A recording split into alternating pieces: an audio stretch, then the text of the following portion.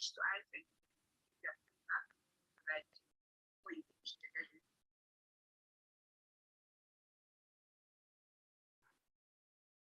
So this is where we are. Don't worry about the other Zoom that I'm on.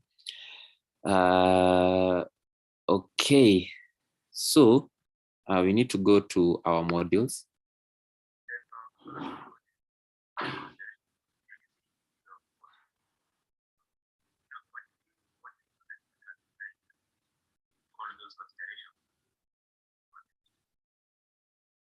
Okay, I think it should be easy if I just DM you guys, so I'll send it to you in the DM.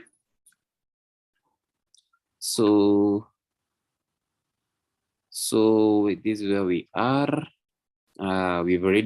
We started out at looking at the first lab in the first live session, where we looked at the lab on identity and access management, AWS identity and access management. Then we went on to look at the second.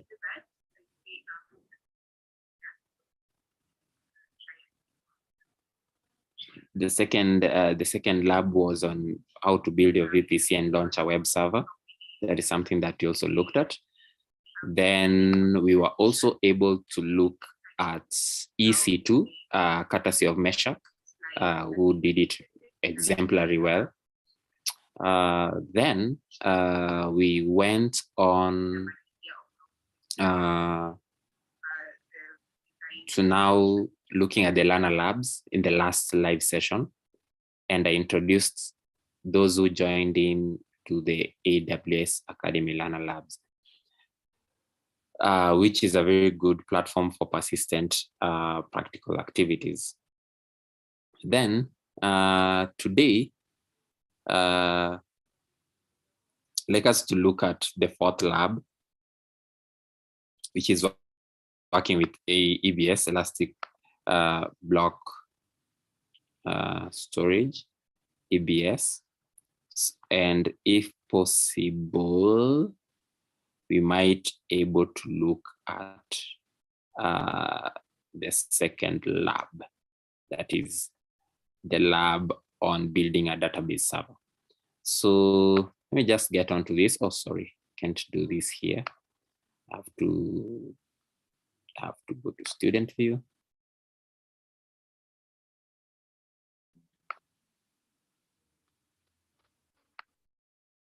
Then I was done it. I hope you've seen it. I've sent all of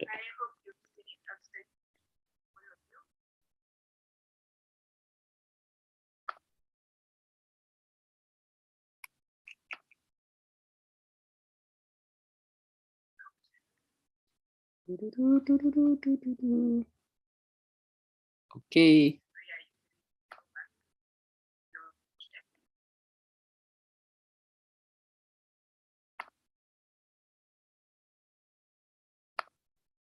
See something here.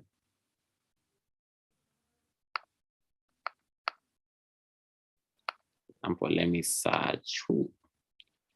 First of all, before I even go on, maybe you can tell me on the chat how many of you have already done how many of you have already done at least 3 labs? For example, like you've done lab 1, 2, and 3.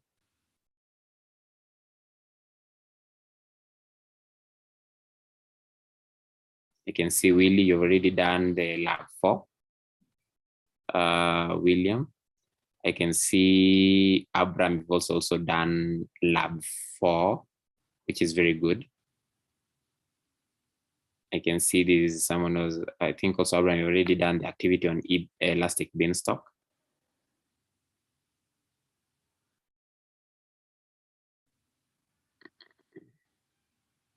So let us do lab 4 and 5.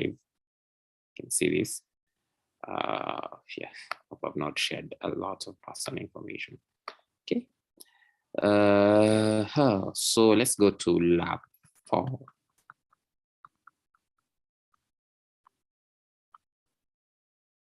Here's my lab 4, working with EBS. So you already know that most applications rely a lot on some form of storage. There's each and every, even our own computers require storage. For us to load anything, we require some form of storage. So Amazon has different types of storage services. There's some like EFS, we have EBS, we have Amazon Glacier. So today we're looking at EBS. And you can see in terms of the overview, you're going to have an Amazon EC2 instance, which is going to be attached to an Amazon Elastic Block Store. EC2 is Elastic Compute Cloud. Volume, the volume I think is going to be, going to look at it, then it's around 8 GB.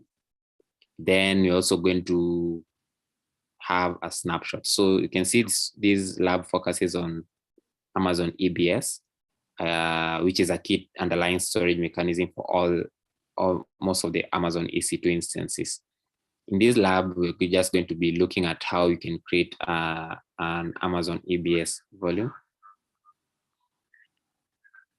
And then you can attach it to an instance and apply a file system to the volume, then take a snapshot back. So this is what we're going to do. We're going to be able to create an Amazon EBS volume. We're going to attach the volume and mount the volume to an EC2 instance. Then we're going to create a snapshot of our volume. Basically, what a snapshot does is it's like you're going to have like something that you can use to recreate the volume in case maybe something happens to it. So you can attach and mount a new volume. You can going to create a new volume from the snapshot. Then you're going to attach and mount a new volume to your EC2 instance. So basically, the prerequisite is you should have already been familiar with basic Amazon EC2 usage, which you already did in Lab 3. Then some basic Linux server administration, and should be able to feel comfortable using command line tools. So it's going to take us around 30 minutes. Some of the things you should remember that some of these labs, some of the services are restricted. And if you try to attempt to access other services that are beyond what is described in this lab, you might get errors. So I think you've already looked at what EBS is. So I'll just jump onto some parts. So some of the things to note is that EBS volumes are really highly available, highly reliable volumes that can be leveraged as an Amazon EC2 instance boot partition or attached to an running Amazon EC2 instance as a standard block device. That means that think of it like an external hard disk, or you can connect an external hard disk to your machine, or you want to add a second hard disk to your desktop. So, but this one is obviously much, much better than a hard disk drive, because a hard disk drive is not as efficient as an EBS, Amazon EBS. So something else is when you use it as a boot partition, it means that EC2 instance can be stopped and subsequently restarted, which is enable you to pay only for the storage resources used while maintaining your instance's state. So that means is, I think by now you've already gone through Amazon pricing, the costs, and also the cost implication with regards to running services in the cloud. And if you're not conscious of costs, you might find yourself paying a lot of money where you should not have paid a lot of money, or you're costing your organization a lot of money with regards to running items on the cloud, where you can just apply certain conventions, such as maybe if you don't need an EC2 instance to be up and running full time, you shut it down and just only pay for costs. And also different types of volumes, different types of storage have different types of costs. So you should also be able to be familiar with that. So for durability, can be able to create a point in time consistent snapshots of your volumes, then which can be stored in simple storage service that is S3 buckets and automatically replicated across multiple availability zones. So the snapshots can be used as a starting point for new Amazon EBS volumes and can protect your data for long-term durability, which is very important. Snapshots, which are stored in S3 buckets, can really ensure that your data, you have peace of mind of where your data is.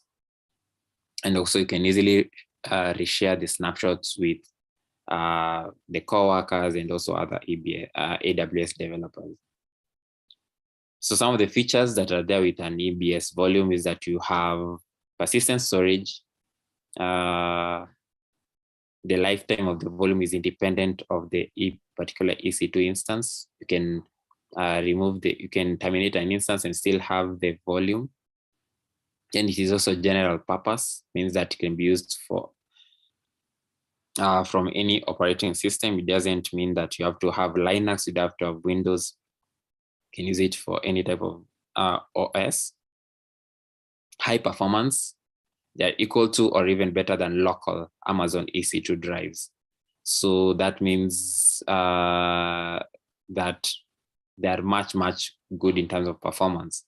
Also, they are able to have a lot of reliability, and this comes on with regards to having what we call built-in redundancy away from the snapshots. You also have what we call built-in redundancy within one availability zone. But if you wanted to span across multiple availability zones, that is where you use snapshots. Then the annual failure rate, which is very important to note in any time, is looking at it at 0.1% and 1%, which is very low. Then the sizes range from 1 GB up to 16 terabytes. Then they can easily be created, attached, backed up, restored, and even deleted. Oh, I should have clicked on Start Lab so that as I go through this, my lab is also setting up or being prepared by Vocarium. So basically, this is what EBS is, and as it is being loaded, I'll still maybe try and chime in and look at if there's any question. Is there any question so far? And also, is there anyone who is on the call who has not gotten access to the AWS Academy Learner Labs? If there is, I think we can look at it as I sort of if I leave student view, I think I'll be affected. So I'll stay in student view. So any question so far? Abraham, William, any questions so far? William, you ready? Did you encounter any challenges when you are doing the lab?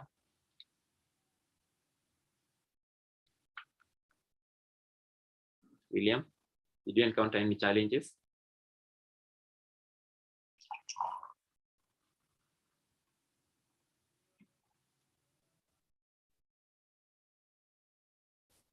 William, Abraham, Iram. Okay. Oh, not yet. Okay, good. But you're able to successfully complete the lab, right?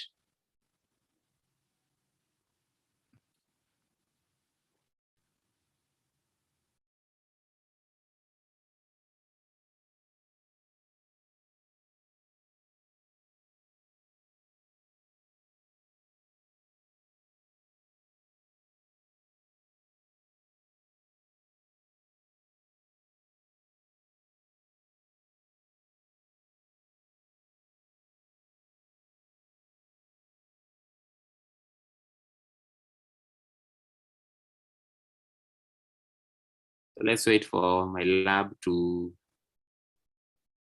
be prepared.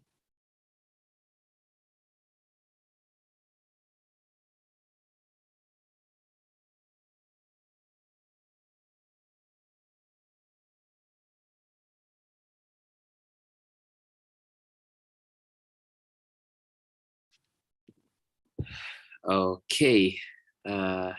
The ABS lab I didn't manage to complete. There was somewhere I got stuck. It's okay, William. It's okay. That's why we are usually having these live sessions, so that we can go through it step by step. The good thing is when you're doing it with someone, or maybe you looking at it from a third-party perspective, you might see where you really went wrong. So let the lab create in a bit.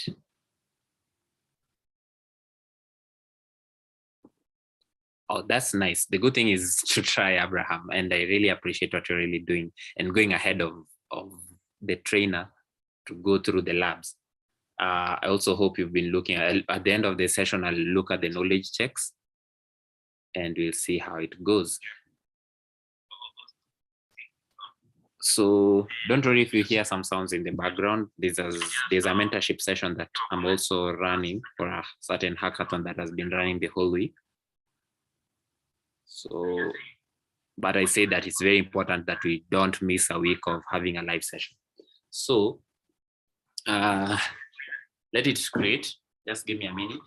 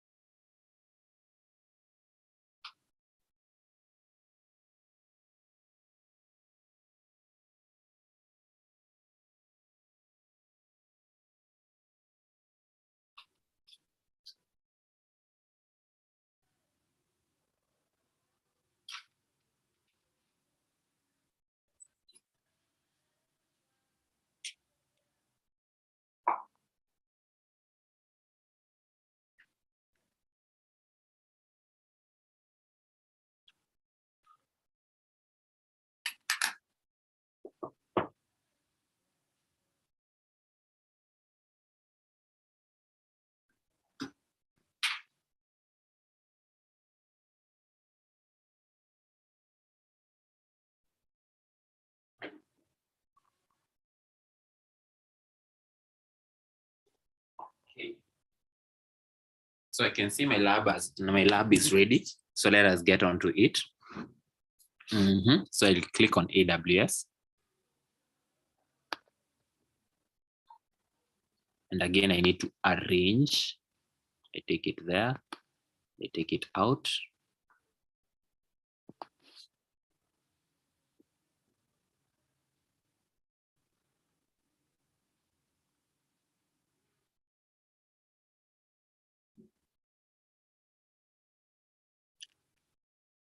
Okay, so we have the lab activities or the instructions here.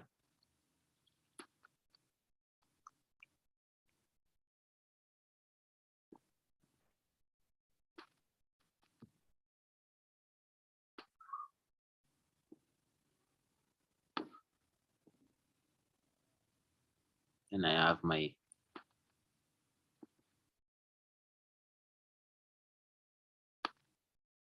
EC2.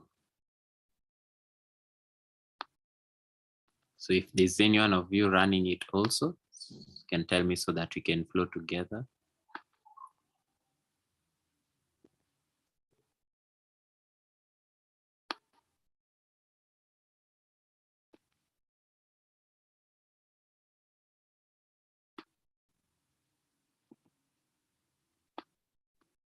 I think that's fine enough with me.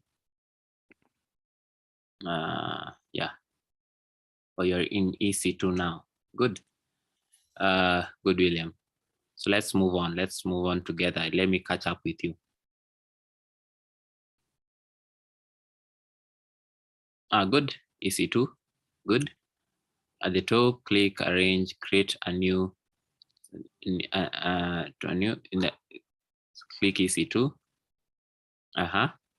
Then the left, choose instances. Let's get to instances.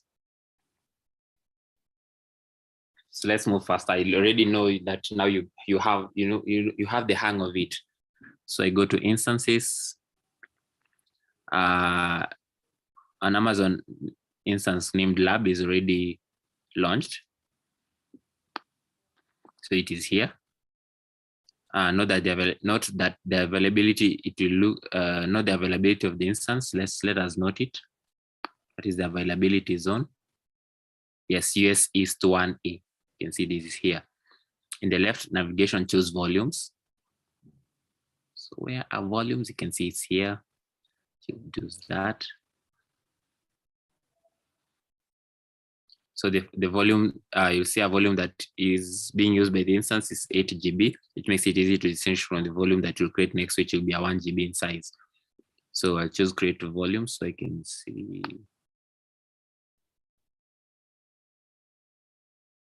This one is still being used. I can see there are two because there are two instances, which we saw. So I go to create volume type general purpose GB2. Here I do 1 GB. Availability zone, select the same availability zone as the EC2 instance, which is very important. We noted that it was US East 1A. I hope the US is also that. Then add a tag.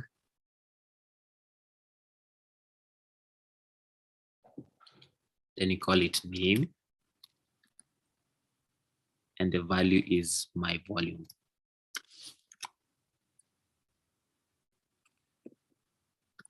Okay.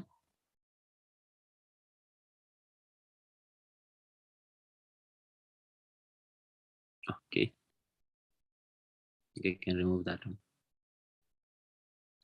So I can create volume. So it will appear in the list. You can see it is here, my volume. We'll move from creating to available. Right now it is creating. You can see the status is in creating. You may need to refresh to see a new volume, attach the volume to an instance. So I can refresh it a bit. You can see it is now available. Select my volume. So I'll select it. Here it is. In the actions menu, I'll attach the volume. Choose the instance field and select the type that appears, which is lab. So I'll choose, you can see there's Bastion host and lab. I'll choose lab. Note the device field is set to dev is SDF, which is fine. You'll use this, they identify in a later task. So it is /dev/SDF. Always remember that. Then I'll choose attach volume. Sorry. Sorry. Okay. So I've already successfully attached. Now we go to the other task. Connect to your Amazon EC2 instance. So you're going to, we're going to use SSH. This is for Windows. If you're using Mac OS, I'll skip to the next. I'm using Mac OS. So I don't know, which are you using? Before I move on to my step.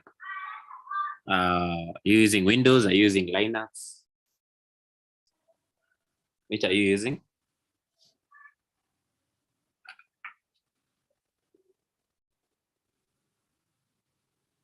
William, Abraham, for you who are with me on this. Okay, William is Windows. I don't know whether you've been able to see. Okay, also Windows. So for Windows, let me go through the process with you because all of you are on Windows and I'm on Mac. Have you downloaded PuTTY? Okay, I hope you've downloaded PuTTY. So you'll go to the details. So you go to here, then you go to show. You'll click on this show. I think also the same step applies to me. I'll need to go to details, then I'll go to show. For mine, I'll be downloading the PEM. So I've downloaded it. For yours, I think you're now downloading, you're going to download the labuser.ppk.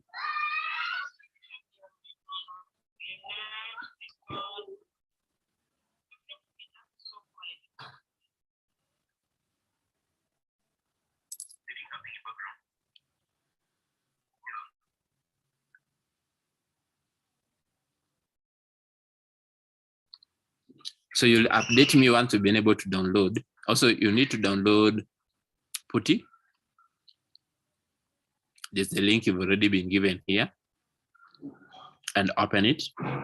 You need to set this. I think I did this during the Learner Labs. I was using Windows.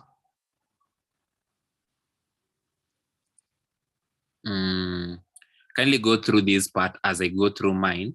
Then you try to SSH to this. So kindly do that first part on Windows, as I also do mine.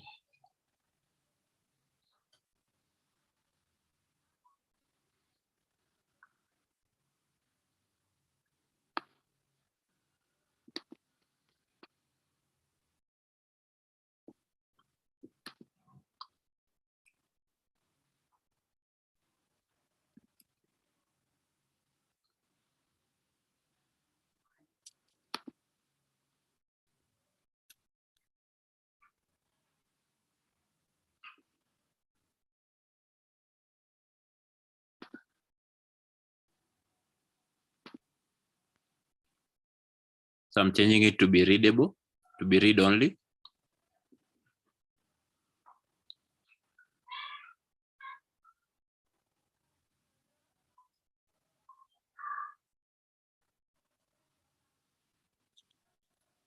You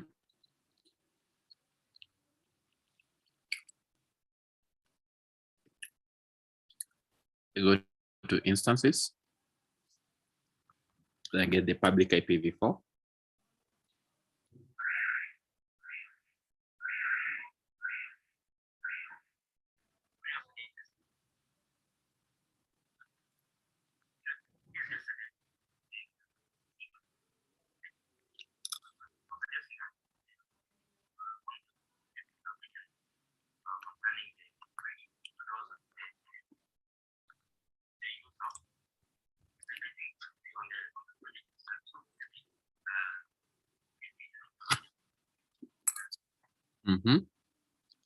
So I go to lab. I'm trying to move a bit slower so that you can catch up with me also.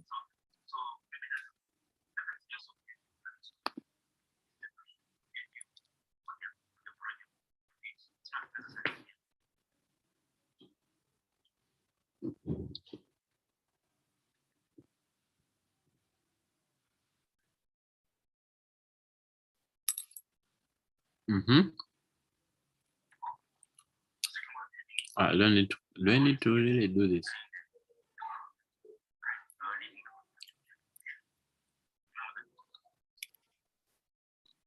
Let me put it on my notes.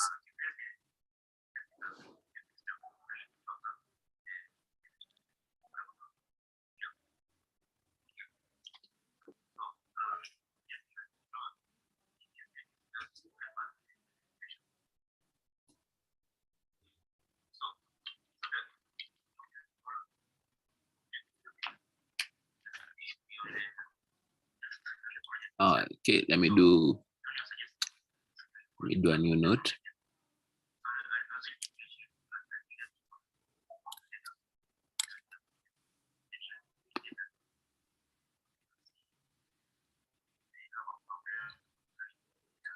Then I can do this.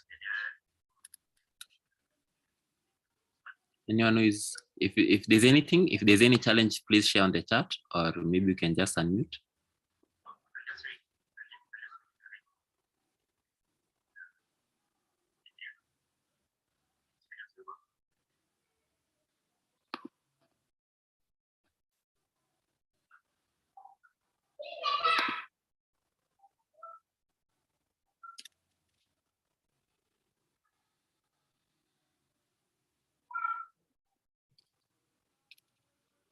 Seeing something on the chat. Can't access the public IPv4. So to access the public the IPv4 address, what you do, William, you go to instances here. You see it here. Then you select the lab. Make sure you click on this tick. Once you click on this tick here, you're going to see this part written public IPv4 address. It should give you the public IPv4 address for your lab. Then you just click on this part, which you're going to copy it and note it somewhere. So you can see I've been able to log in, and you can see my command line has changed from my personal computer to now I'm on the prompt for the Amazon Linux AMI, Amazon machine image. So you should get here, you should be able to get this for this point. So I'm waiting on you so that we can start onto the part. You can start on the next part, which is task 4. So let me wait on you so that you get to this point on your command, on your terminal, on your PuTTY, because you're using PuTTY right now. Maybe if possible, you can I can stop my sharing and allow one of you to share your screen. If you're doing it on your machine, obviously you're doing it on your machine. Then if there's any challenge, you can share. That is if somebody is having a challenge. If there is, you can just, if you're willing to share your screen, you can just share on the chat, and I'll stop my share so that you can share yours, and I'll also enable you to share. William, Abraham.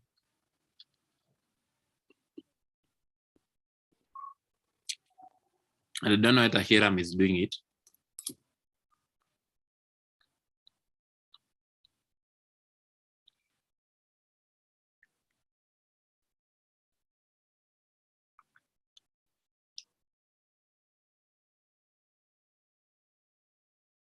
Anyone with a challenge so far?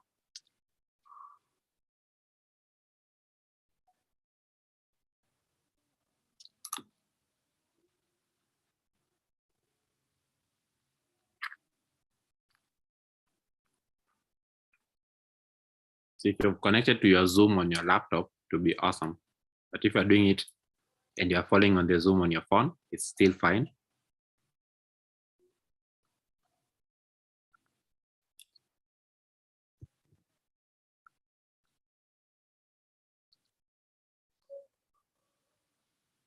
William, have you been able to access the IPv4 address?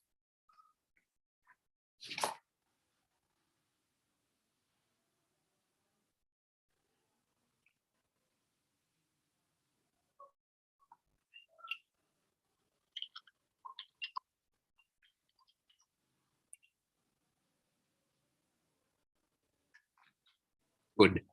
Kindly update me once you are done getting to this prompt. You should see the same prompt that I'm seeing here, but using your PuTTY. Mine, I'm using terminal because I'm using Mac. So kindly type done once you're ready to go to the next task so that we move on. Okay, Abraham, when you get to PuTTY security alert, what should you do? You just say yes. I think there's usually the prompt. What is the prompt telling you? Yes, you should accept. Yes, kindly accept. You should accept, so that, for example, you can see mine. When you look at mine, I was asking, are you sure you want to continue connecting? Then I typed yes. Here this part. So for your case, also for yours, it's coming as a place where you click, but mine I had to type because it was on terminal.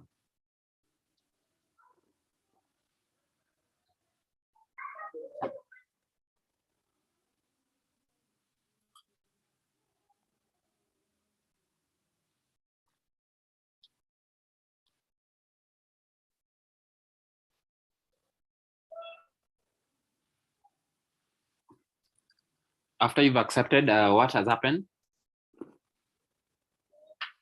Have you gotten to the prompt?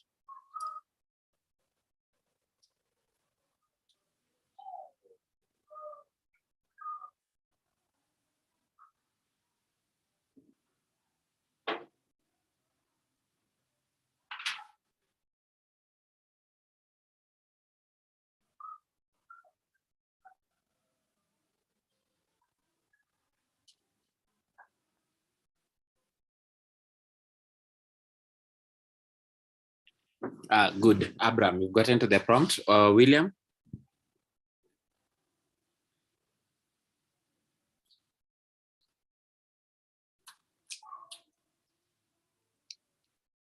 There's a prompt which is empty.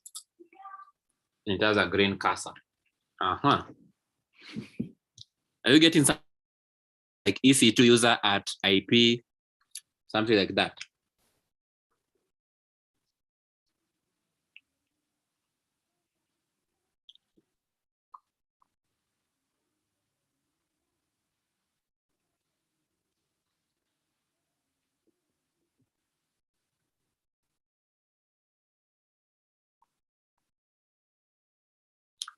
William, we're waiting on you. What have you gotten? Have you gotten something like this? Not yet. What has happened? Okay, maybe yours has timed out. Maybe you can try to just close that. Is it showing putty inactive at the top? Is it showing putty, then it's saying inactive?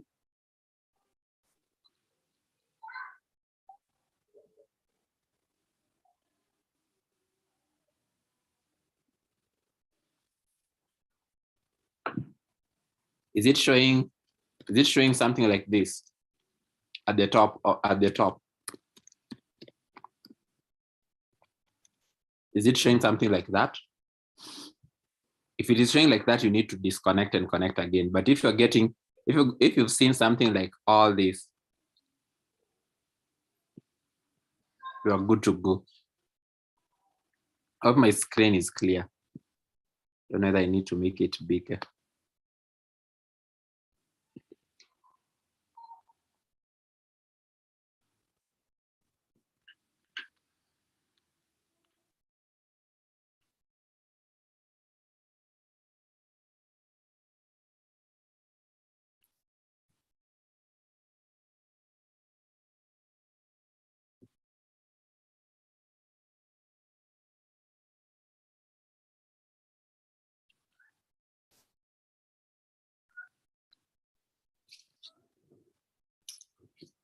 William, Abram, are we somewhere? Can you move to task 4 or you are stuck?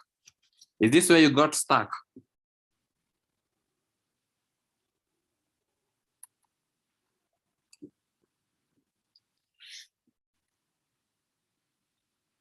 Oh, Abraham, is it possible to share your screen or you're using Zoom on your phone?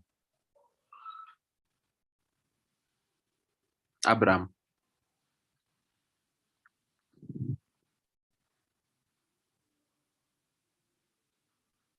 Good, William. If you can share, let me stop my share and also give you the ability to share your screen. So you can share your screen. Maybe William, kindly share your screen and I can see where you are struggling.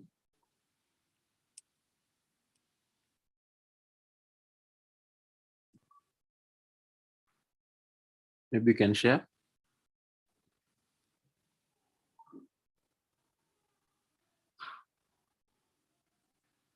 Good. So, I click on that. Okay, maybe you can close it first. Yeah, close that. And you can say yes. Kindly open putty again. Open putty.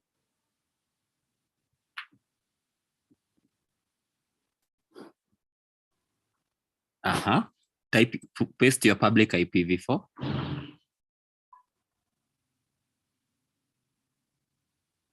I hope you also did the other parts where you're being told connection, keep alive, and something of those kind of things. You also did that. Connection, click on connection. Yeah, so here you are supposed to put how many seconds? Let me just check for you. You can see seconds between keep alive. You're supposed to put some certain number of seconds. Can you see it in the lab? Maybe you can put it to the side, take it to the other side. Take it, yeah. Just scroll up to your instructions. It was 30, yeah. Don't forget to do that. What else you need to do? You need to configure your session. I think you did that. You must have done that under session. Then you went to, you did that. Go to auth, SSH, go to SSH first, expand it, then auth, click on that. Yeah, that is also another part. Or don't expand it. Yeah, don't expand it. Just click, click on browse. Click on that, yes. That first one, the one that you downloaded. Yeah, exactly that one.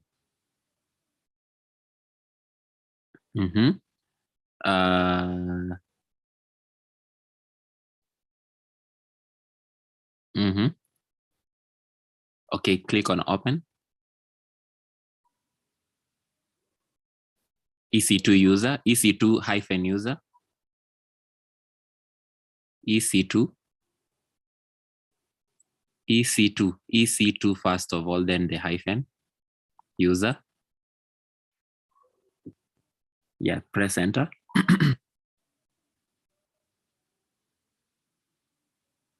So you can see it as logged in. You are now in. I think you are now sorted. Abraham, have you been able to see maybe where you missed something? Good, you are in. We can go on with yours. We can go on with Williams. I don't have to share my screen again. Let's move on. Scroll. Yeah, click on that. Task 4. So you need to do df-h.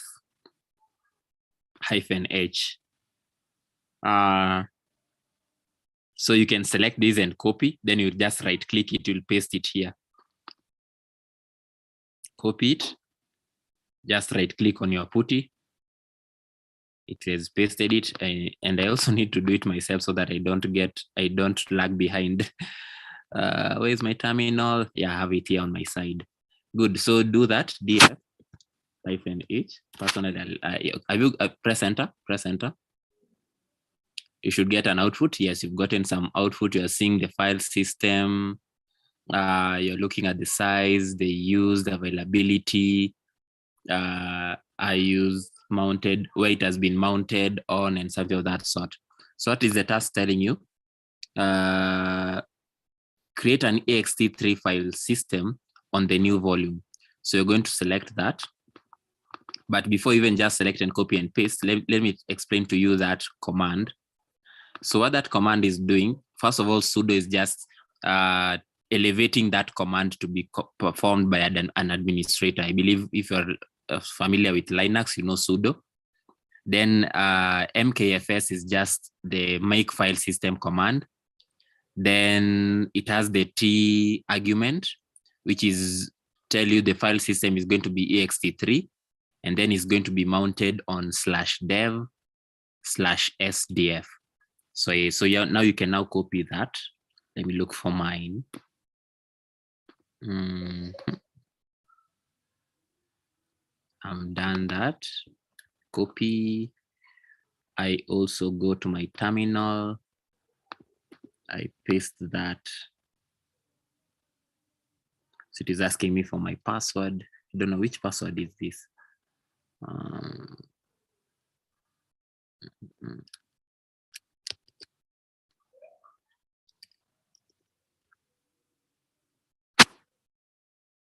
I got logged out.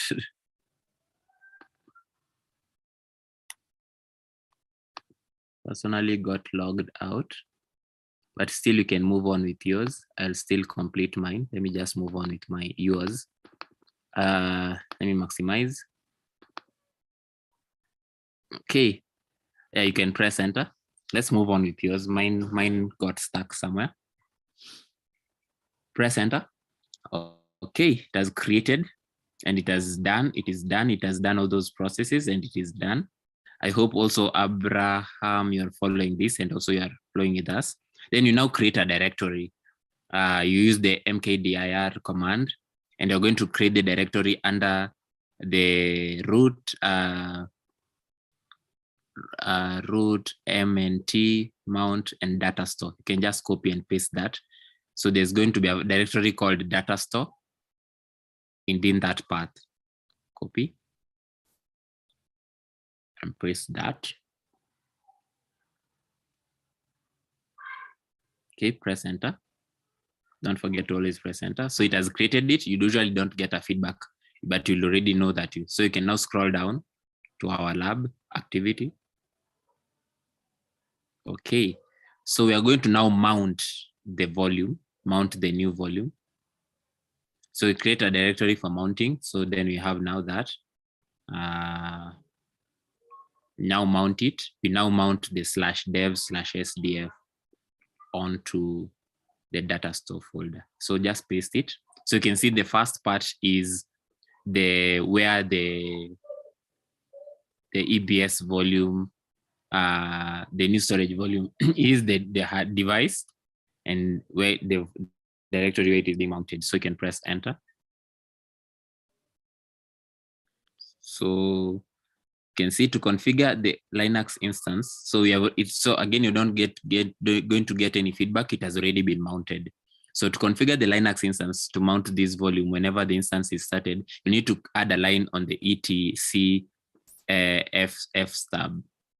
So you're going to just copy this. So what is happening is we are actually adding a line onto a file called fstub, and that line is going to have whatever is in the quotes.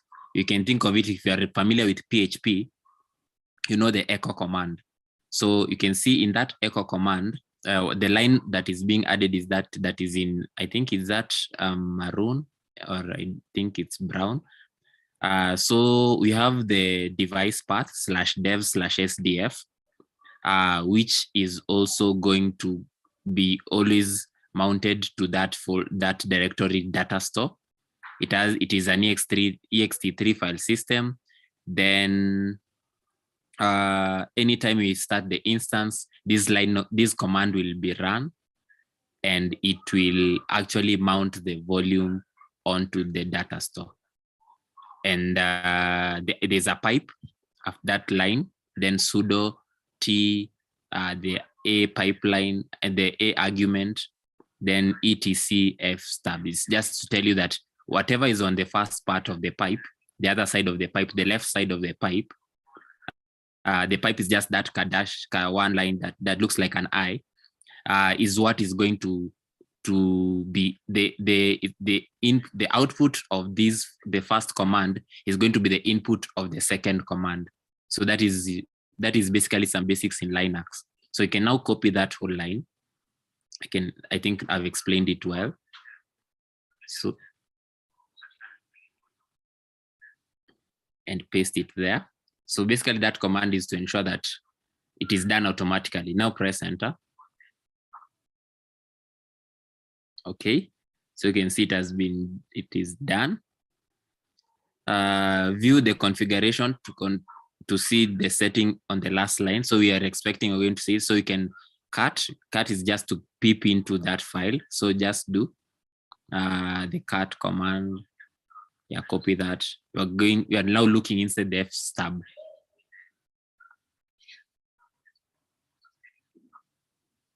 So you can see that line is there. You can see that line above /dev/sdf /mnt. I'm talking about something that is there at the bottom, just above the command. Yeah, hapo juu ya /dev, just where your green icon looks, where your green prompt, just above that line above it. So you can see it is written /dev/sdf/mnt data store ext3 defaults, and this was actually the line that you are adding to that fstub. If you had actually not written it before, we would have looked at it. It was not there. Then after we did this command on echo, it now appeared. So we have now confirmed that the command was successful. So we can now view the available storage again. So you can do df h command, h argument.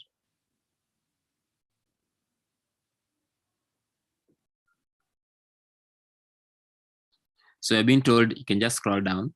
You're being told on the commands, on the guidelines, So you can see the output will now contain an additional line /dev/x dvf. And you can see that it is the last line there, just before your command, your green prompt, /dev/x dvf. And it is 976 megabytes.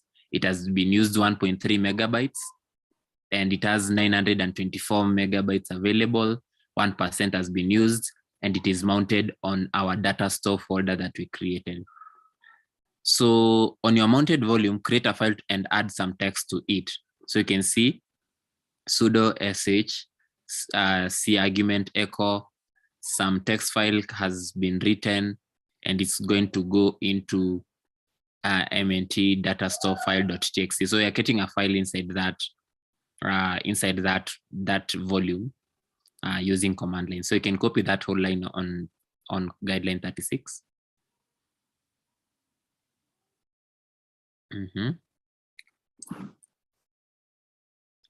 And paste it, and you can see, you can just press enter. Okay, so it since you're not seeing any prompt, it means it was successful. We can just peep into that file. Cut, we can use cut to peep into the file and see. Yeah, you can use copy that, verify that the text has been written to your volume, so you can just access that file.txt. Press enter. Some text has been written, and you can see it was what was there in our line 36. Echo, some text has been written. So that is actually what the piece of text that is inside that file called file.txt inside our EBS, our 1 GB EBS volume. So that is done with task 4. We're now getting to task 5, create a numbers on EBS snapshot. As we already said, that the snapshot will help us to make sure that at any point in time, the snapshots are stored in S3 for durability, and then from the snapshot we can use it to clone the EBS volume, and also we can restore backups. So basically, snapshots really help with ensuring high durability and integrity of data, even if there's loss on the current volume. So in the AWS management volume, so you can minimize your PuTTY. Then you go to volumes, and then select my volume. Select my volume. In the actions menu, select create snapshot. So actions menu, yeah, create snapshot. Then add a tag, name my snapshot. So you go to add a tag at the bottom, tag under tags, yeah. So the tags really help you know what the value is going to be my snapshot. So they really help you know basically what were you doing, where did you get to this point. It's like hashtags. We usually use hashtags. Then you can just go to create snapshot. You can see it has successfully created a snapshot. Snap that 41. In the left navigation, choose snapshots. So let's go to snapshots. Just scroll down. Yes, snapshots. Your snapshot is displayed, and you can see it. You can see it is there written my snapshot, and it will have a change of pending. Just check it is now pending. It means that it is being created. It will change state to completed. Only use storage are copied to snapshots, so empty blocks do not occupy any snapshot storage space. Always remember that in empty volumes do not have some space. That is why we created. So let's go back to our SSH and delete as we refresh. Maybe you can refresh, kindly refresh, use that refresh icon at the top. Yeah, let's see whether, yeah, you can see snapshot status, it is now completed. That is good. Now let us go back to our PuTTY and delete our file.txt. So select that and copy it to your PuTTY.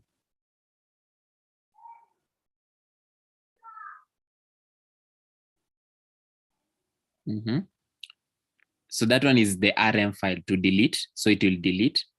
We can verify that the file has been deleted using the lists command. So ls, copy that.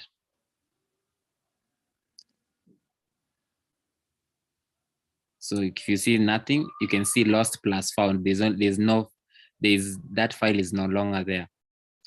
Then restore the Amazon. So you can see right now, let's say we've accidentally deleted a lot of files and user data, or maybe a hacker has come in and just deleted everything. So it is our snapshot is going to be our savior. It's going to really save us from what a hacker has done or something of that sort. So we'll now restore the EBS volume using the snapshot. So let's now go to AWS Management Console. So we're going to now restore because you have deleted something and you want to restore it. So AWS and select my snapshot. So yeah, like that, select it. In the actions menu, create volume. Actions menu. At the top, yeah, there. Create volume from snapshot at the top, the first one. Then go to tags. Okay, for availability, select the same availability. Yes, it is US East 1A, so it's fine.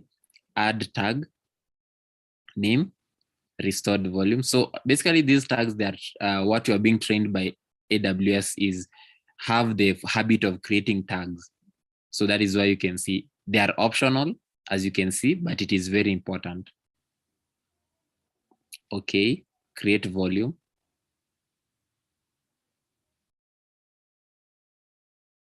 Attach the restored volume to your EC2 instance. So you can see we can now go to volumes. Go to volumes. You can see our restored volume is at the bottom. So my volume does not have the file.txt, but the restored volume must be having the file.txt. So just select restored volume, attach volume in the actions, attach volume.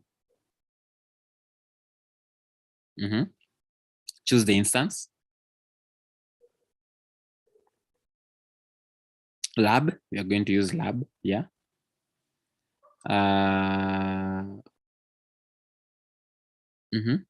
Note that the device is set to dev SDG. Remember, ours was SDF, the one that was the one that we created. So you will use this device identifier in a later task. So ours is SDG. That's fine. Attach volume. You remember we had attached the SDF to data store. So we're going to now mount it to data store too. So let's go back to our PuTTY. He even didn't tell you that you're going to be on PuTTY. Yeah. Now create a directory called data store too.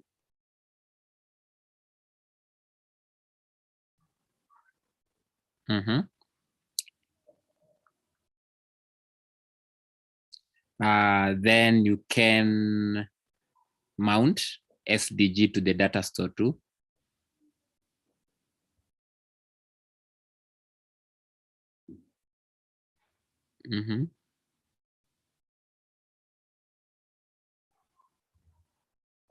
Okay, then we can list. We can verify the volume that has been.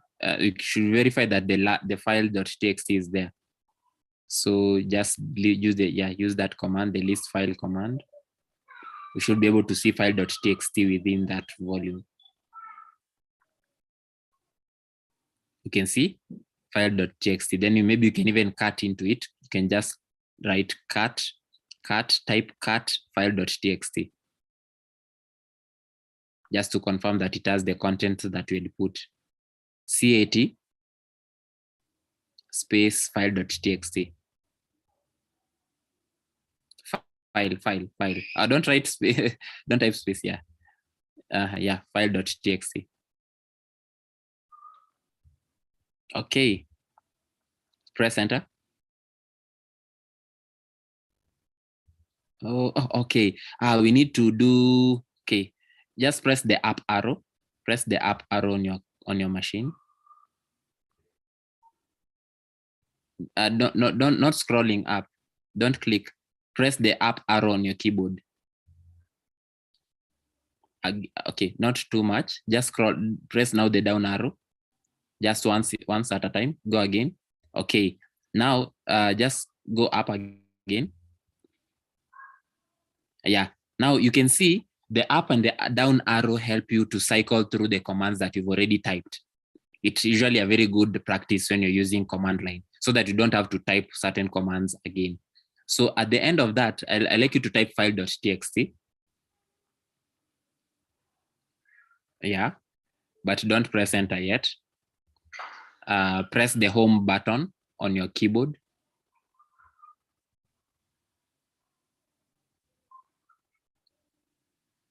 Or you can just use the use the left arrow and to go to where ls is. Take the green cursor to where ls is. Yeah, up to ls. Delete L and S. Delete that. Type cut. Then press enter. So you can see it is exactly the same file that we created on the other volume of SDF. So basically that is the lab, and you can see we've been able to complete it successfully with regards to Amazon EBS, and still you're within that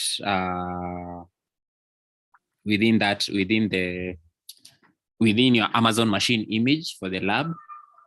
And I don't know, is there anything on the other side on guidelines? I think it's telling us congratulations, we've been able to do this, and we'll be able, yeah.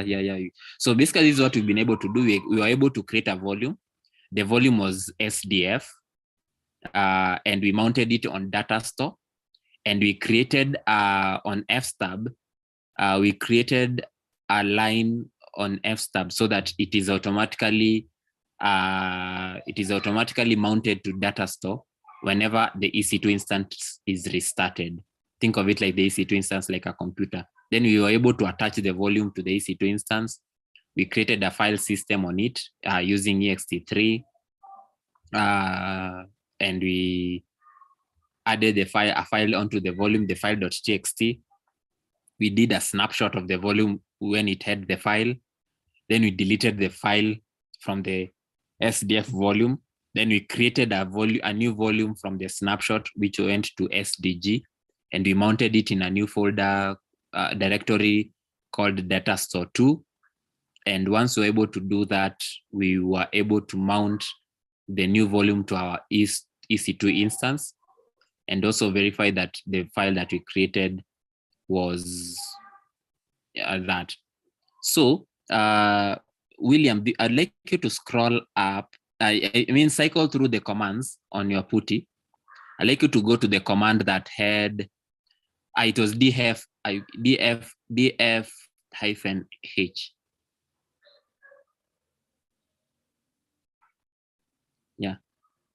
Yeah, that one. Press enter. So do you see something at the bottom? You see /dev/xdf. Then you also seeing /dev/xvdg. So it means that you already have the two volumes, the two 1 GB volumes. There's one and one, they look like they are twins. They look like a spitting image of one another, but one is mounted on data store and the other one is mounted on data store 2, the directory that has been mounted on it. But remember that in xvdf, we deleted the file.txt, but in xvdg, it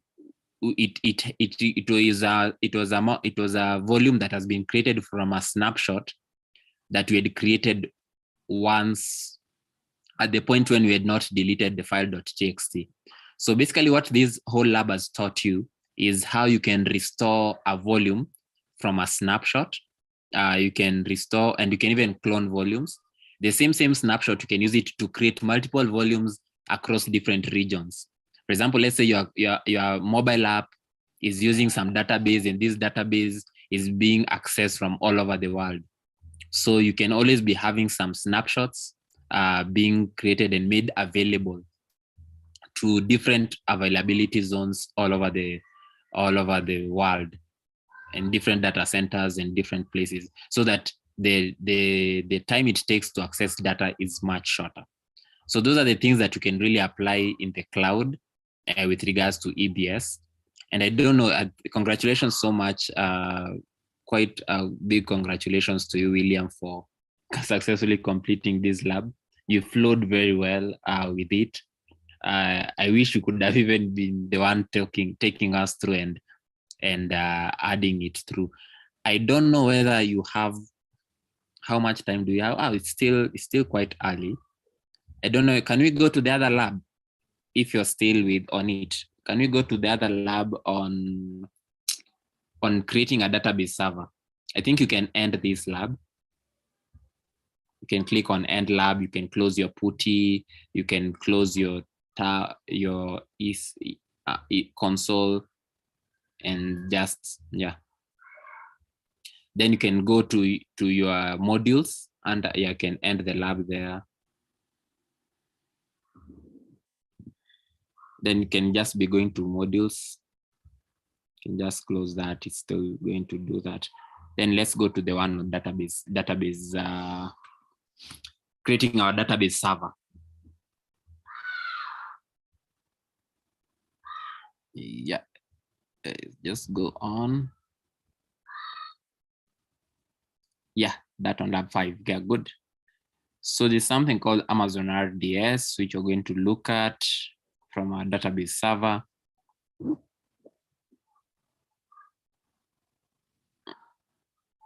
Okay. So we are not going to use this, but it's still going to really help you. Or you want to close all that, it's okay. Okay. So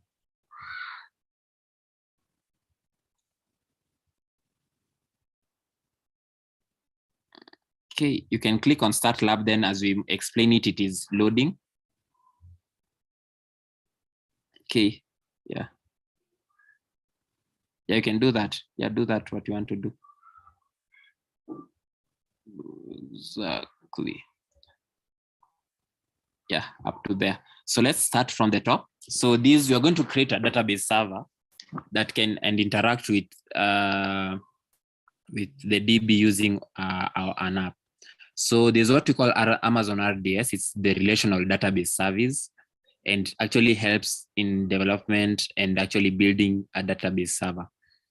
So it helps you in having a relational database in the cloud. For those who are doing IT or computer science, should already have done a unit on database systems. So this is basically a practical version. So RDS provides you familiar database engines to choose from, such as Amazon Aurora. You can close that so that as it creates, we are going to know once the timer starts running. So then it's going to help you. There's Amazon Aurora, there's Oracle, there's Microsoft SQL Server, PostgreSQL, MySQL, and MariaDB. Most of the time when you are in campus, you usually learn mostly about MySQL and even MariaDB somewhere there. But in the industry, there's all these database engines to choose from. So at the end of the lab, we're going to be able to launch an Amazon Rdstb instance with high availability. You're also going to configure the DB instance to permit connections from a web server, from our own web server, then open a web application and interact with our database. That is the DB instance. So it will take us around 30 minutes. So this is a scenario. You can just scroll so that you get the full scenario. Yeah, there. So this is our scenario. So we have the cloud there. So we have the internet, and it's coming through to the internet gateway. Then you have we have the region. Then you have two availability zones. You have availability zone A and availability zone B. So in the availability zone A, we have a VPC. I think all this is under the VPC. In both availability zones, it is within a VPC of 10.0.0.0/16. So that means that 16 bits are being used for the network, and 16 bits are also now being used for the host. if you already known about something about networks. Then within the public subnet, you can see the public subnet is 10.0.0. The public subnet one is 10.0.0.0/24, which has the NAT gateway, network address translation for so that to ensure that the private subnet one can access the internet. Then we have public subnet 2, which has 10.0.2, note the difference. The other one is 10.0.0.0. The other one is 10.0.2.0/24.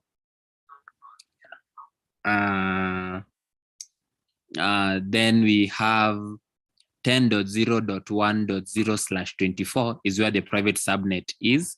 So private subnet 1.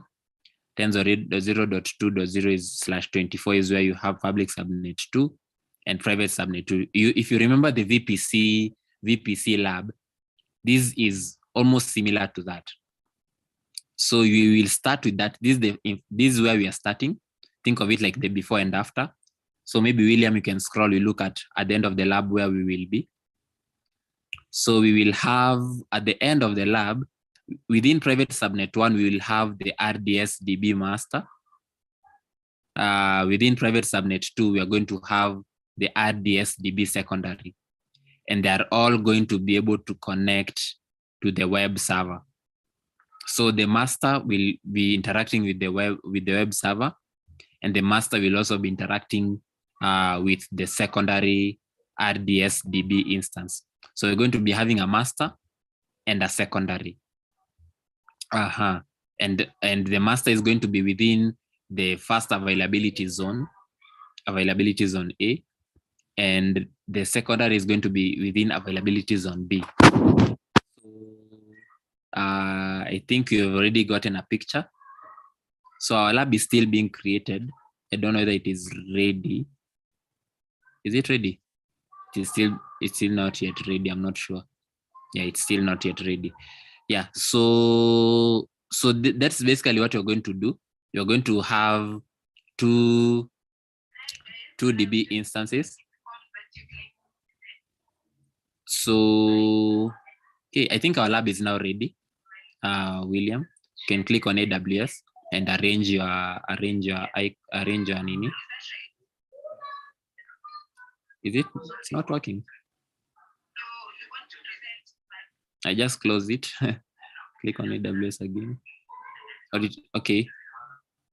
Oh, maybe it has not worked. Maybe go to lab 5. Go back to lab 5. Click on start lab again. If it comes again up, we are going to wait until we see. Let's wait on it here. It says lab status ready. So just close it. Click on AWS. Yes, I'm here.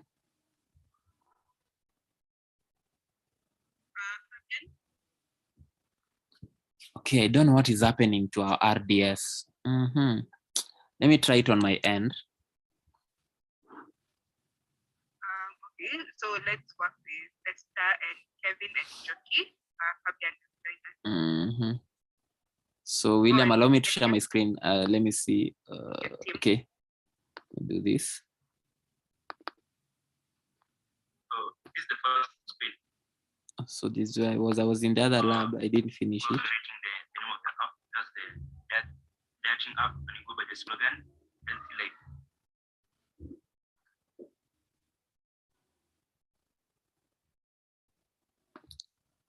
and the second page is the developers.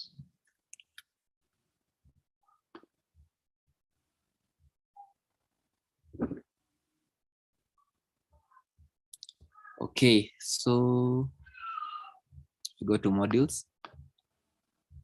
Let me maintain it this way so that I don't have to arrange it again.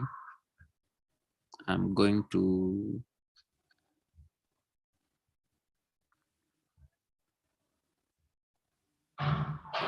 tab.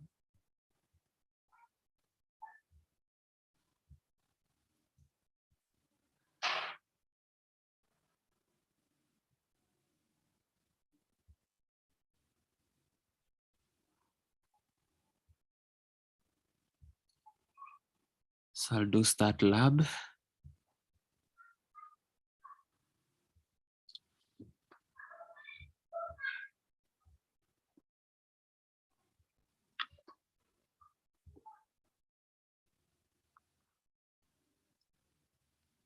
So let's hope it's going to create on mine. You can try to maybe William also, can I say log out and log in again and try to start the lab again, or maybe end the lab and then start it again.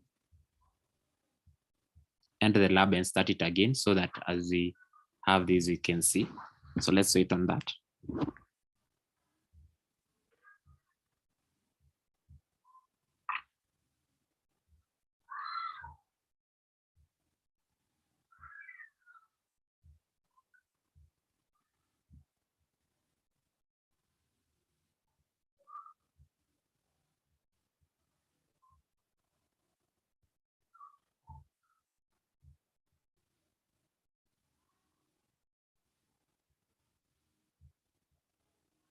So let's wait on my lab to complete. It's creating my lab instance, then we can flow with it. I have a lot of things open. I don't know what this.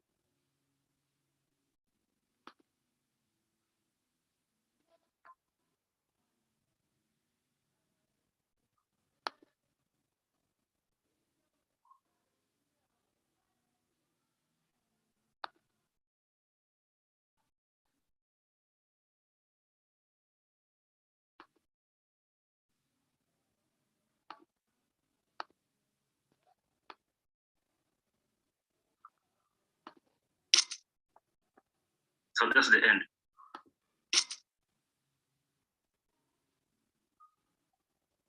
Hello. Okay, so let's start with Kevin. You can give your comments. Okay. First of all, they actually the deck is good in terms of consistency with regards to, and also the what can I say, the contrast with regards to what you're writing. However, the only thing I've just noted is your fonts are quite small, yet you have quite a large space. So maybe you can consider making your text a bit bigger across the board, across all slides. Again, maybe you can decide instead of maybe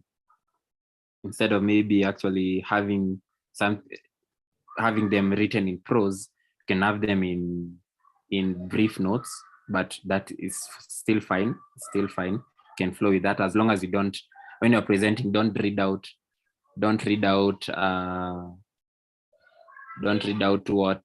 what is on your slide. Make sure you're just explaining what is there on your solution. Again, can you maybe move up to your, which part did I see? The problem. Can you go to the problem?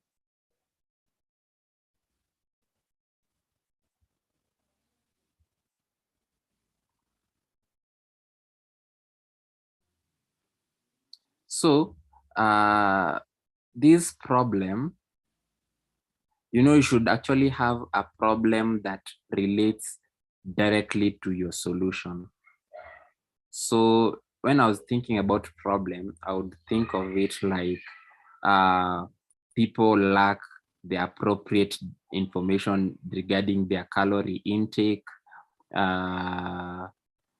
People maybe don't know the exact workout routines they can do that can help them to reach their goal with regards to either gaining weight, maintaining weight, or losing weight. So the moment your problem, don't give the societal problems with regards to maybe dieting in general and nutrition in general, but try to frame your problem which has a one-on-one correlation with the solution that you're building. So like, for example, like I think I've never seen a dieting app that actually already maybe has predefined food, the Kenyan food that we take and something of that sort. Or maybe people don't know the kind, whether they need to watch, because you can even be slim but you're unfit or something of that sort. So think of the problem as that, so that it's, and also don't put a problem that you haven't created a solution for within your demo, because somebody will ask you, maybe the judge will ask you, you said that this is a problem. How is your solution, or how is your app solving that problem? You can see, and then you'll be wondering, then you'll always be saying that one is our recommendation or way forward. So kindly consider that. I think that is where I can allow maybe the other mentors to comment on something for the rest of the slides. Yeah, I think that is what I can say for now. Okay, thanks for the correction. We'll correct that. Okay.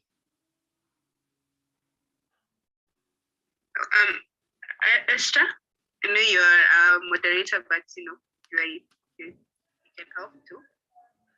Okay, sorry for that. I was telling you that I'm mentoring some group on creating some certain app, but I hope you've also learned something from that. Yeah, I was unmuted deliberately, so we can, so that you don't wonder where it gone. So let's see whether my app is going to go to AWS. William, has yours gone somewhere? Has it worked again? You must first log out. Okay, I think that at least I'm not getting the error that you're getting.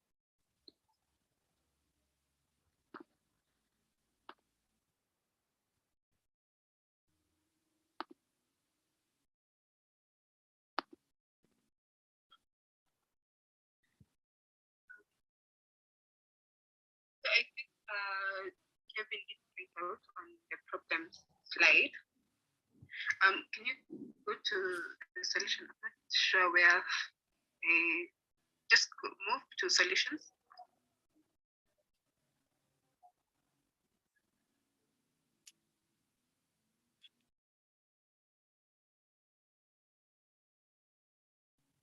So in this part, I'd advise you to have it in point form. So for example, you are... Okay, we can move on. Abram, not yet. William, are you here? Oh, it's creating. Let's see again. Abram, about you. You can have that as a point. So let me arrange mine. Mine is ready. And then link to the nutritionist. Basically, you can list the features that your app will have. This will help you to make sure that you don't, you can forget and start reading. Creating. Okay, let me wait for you. Once it is done, you tell me. Features in here as your solutions, because essentially those are the solutions, and then explain exactly what is in, by diet recommendation. You're going to make sure that there is vitamin, what each feature is doing and it's for. Yeah. Then go to in the next one, incorporation.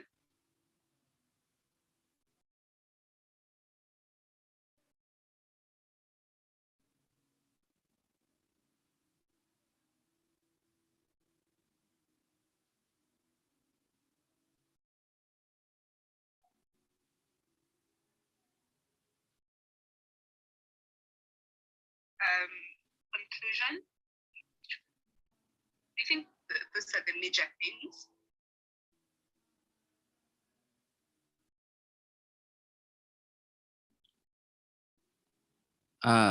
Also, maybe to add on that, on that part of incorporation, how different is it from one of the features that you're going to incorporate in the solutions that have been advised?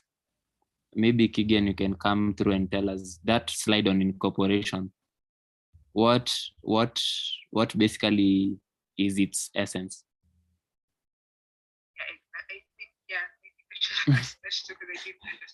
Yes, what is the essence of incorporation? Because if it is a feature, you should put it under solutions and just not have that slide.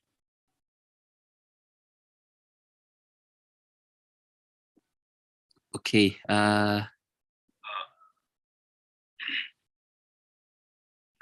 Actually, what you mentioned. Okay. Yes. Hello? Yes, I can hear you. Go on. As we thought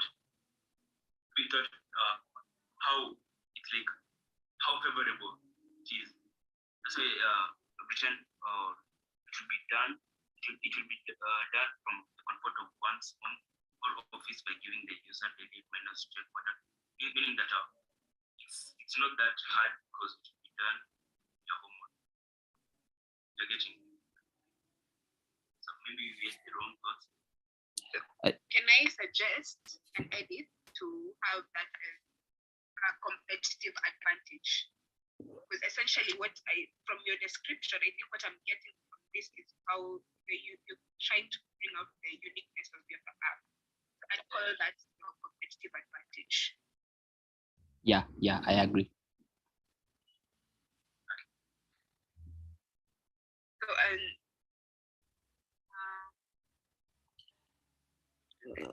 go back to the conclusions. I'm still waiting on who? You, Abraham or William? I'm still waiting on you. I hope you're not caught up in. Oh no, yeah, it's a solutions. You're not caught up in my other. Still creating. Why are you guys creating for so long? Wow, still creating. Or is it that the EC2? Okay, as it creates, we can maybe follow mine a bit so that you move.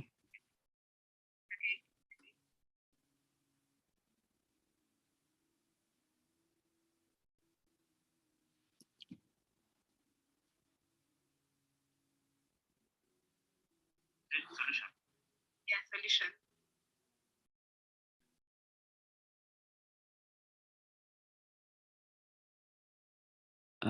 So in the AWS, choose VPC.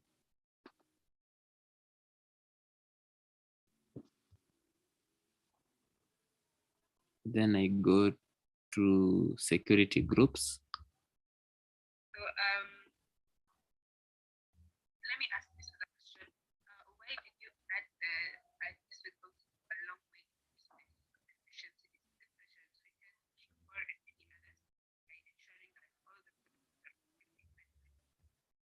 because I'm asking this because from what I got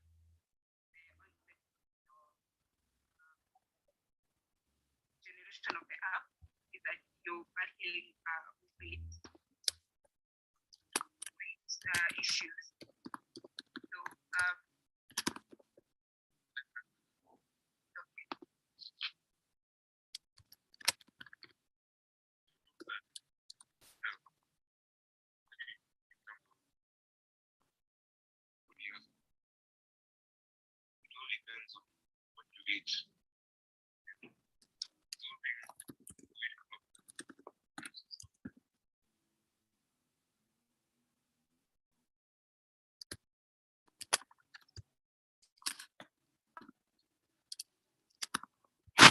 Access from web security group. VPC confirm. You can just remove this. First of all, just get the lab VPC.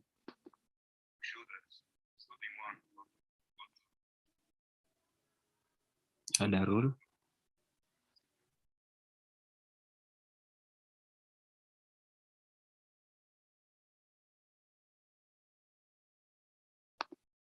then you can see this rule is different.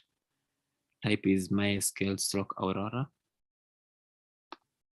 So I'll look for, just type it here, MySQL stroke Aurora. It's usually on port 3306.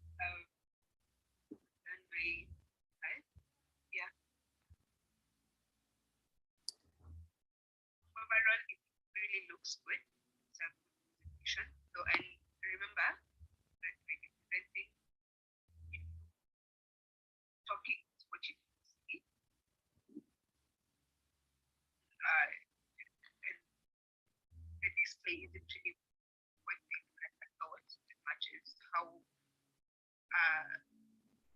you explain yourself. CIDR. Yeah, use your voice. That is what you CIDR. I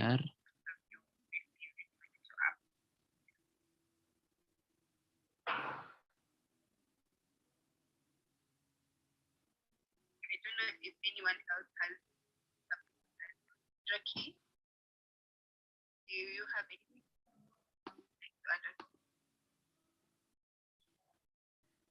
I think she was saying everything, but they still have to remember they should have to put their name or am I wrong?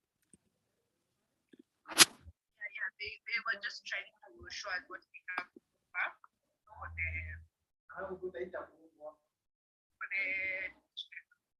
So I'm adding that. I'm adding the security and the source. So this one is written prefix list, but it is written source. This configures the web security group. Okay, good job, guys.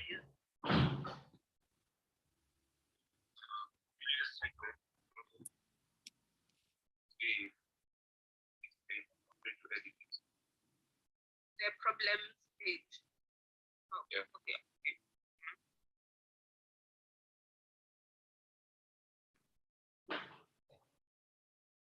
Then choose create. This was inbound. Kevin, I'll show that to you.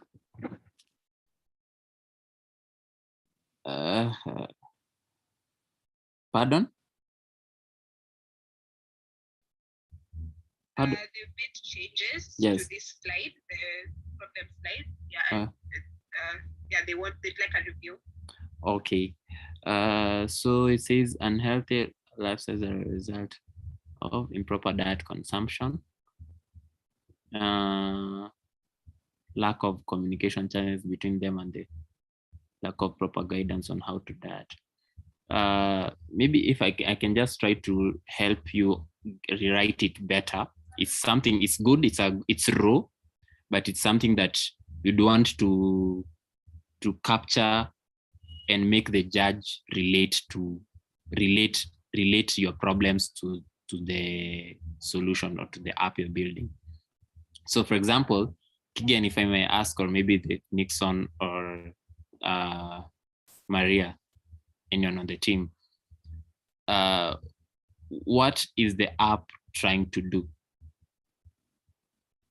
Or what can somebody do when they're on the app? Can just tell me one, then I'll tell you how you can frame the problem. Anyone can tell me? According to what the person aims, the goal of the person, maybe let's say to lose weight, then we have the good recommendation. So maybe the problem that can so you can, like, for example, this one written lack of proper guidance on how to diet. For example, can maybe say like inadequate information on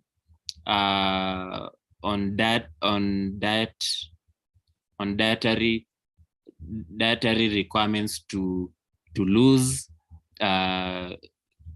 gain or maintain weight, because basically I think that is the main feature that you're having, and since it is the third point, it should be maybe at the first point. Maybe, for example, like if somebody wants to gain weight or lose weight or watch their weight, they are going to check on the calorie levels of their food. So you can check on that. Then which was the other, what was the other feature?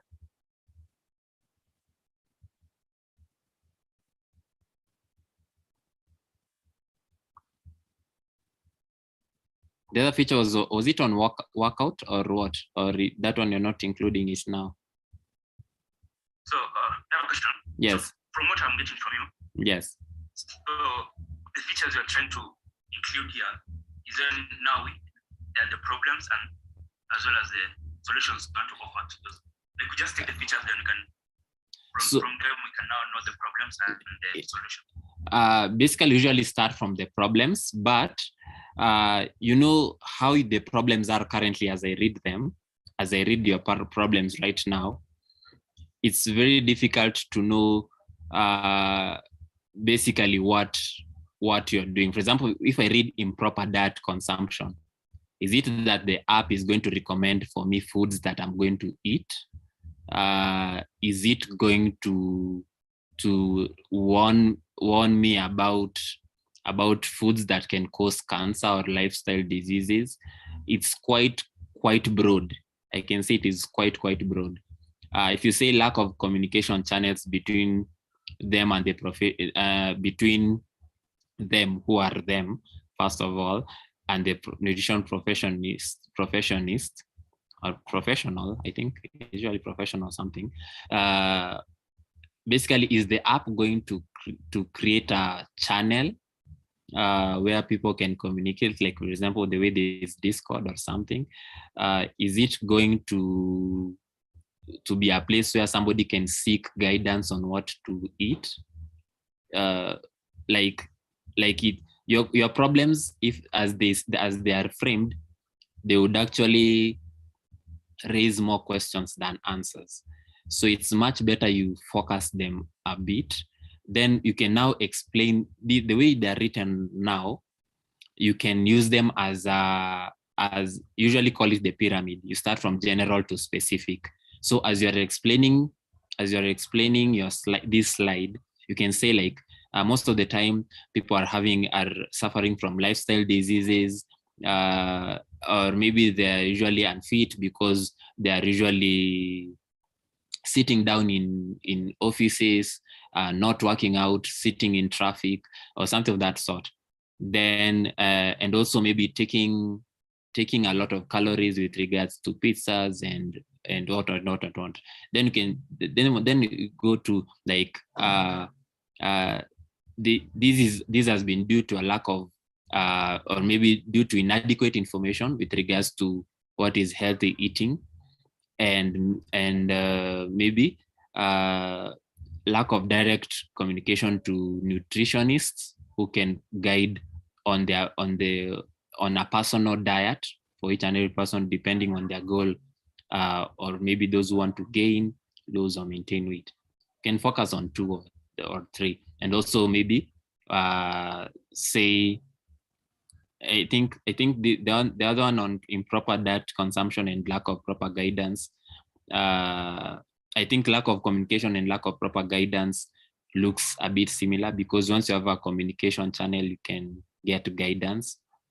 But maybe I think maybe there's also maybe something that you can mention about people lacking the self-drive to, or maybe to set a goal for themselves on what they want to achieve with regards to losing, maintaining. Because I think the app is going to allow someone to set a goal, put in what they are currently eating, get to know the amount of calories that they are taking right now, and if they work out, or if they change their diet, how much calorie they'll not be taking, or something of that sort. So at the back of your mind, as you mention your problems, those are the problems that you're going to highlight have been solved by the app, right? And as you also mentioned, I think about the competitive advantages that these things can be done using your mobile phone, and each and every there's been a proliferation of smartphone users and people have these phones. So it's going to be easy because people can do it from the comfort of their homes. They don't have to go and visit a nutritionist somewhere to get the diet. They don't wait until they have to get cancer and have to go to the hospital. That is when they are told to change, or they get diabetes or something of that sort. So you can see that is how you actually explain it out. And as you've been told, it's usually how you explain yourself more than even the content, because you're not going to spend 5 minutes on one slide. You're just going to just highlight them. That is why point forms, bullets, usually narrow it down and use the bullets now as your anchor as you explain, and you don't take too much time. 1 minute on a slide, then just go directly to the demo. Then you're done and you wait for questions. I hope that helps you paint the picture.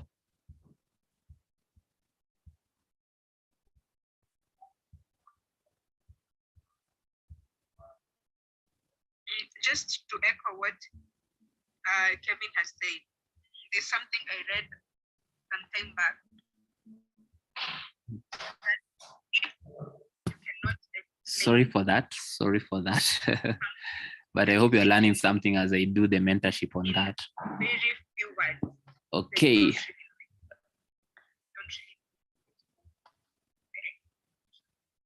Okay, so just tell me, I was also waiting. Did it finally create for you?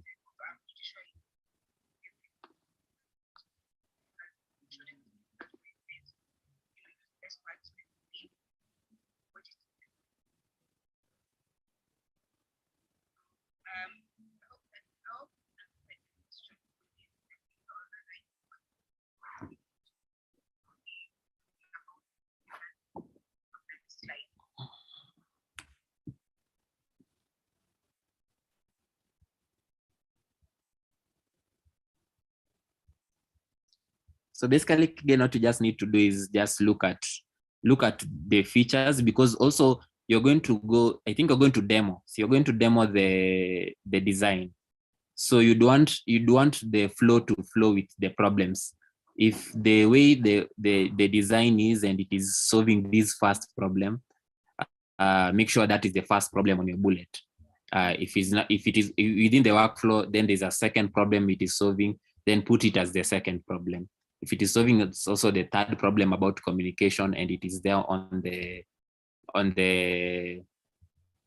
design, put it there. Even if it is something that you are saying you're going to be doing further, for like further work or way forward, still put it now as the last. Don't put something that is going to be done further beyond the hackathon or beyond the bootcamp as the first problem, or as the first problem that your app is trying to solve. It will appear as if you did not solve any problem, that especially the main problem that you wanted to solve. So try to prioritize those problems and make it flow together. Yeah. And just to add on,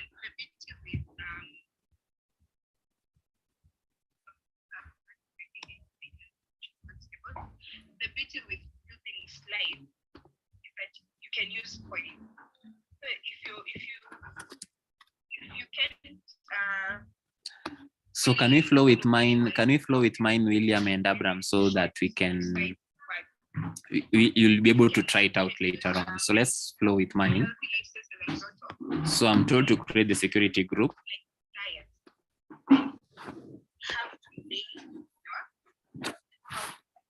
So I can see it has been created.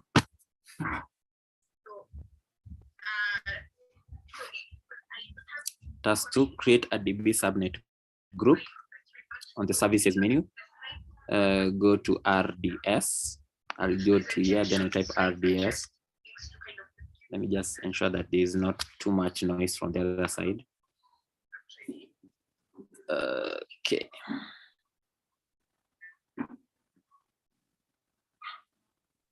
So let's flow with mine. Then once it works, you'll be able to follow it up. And also those who have not joined the session will be able to see this. I hope they not hear me talking too much and they can forward that part.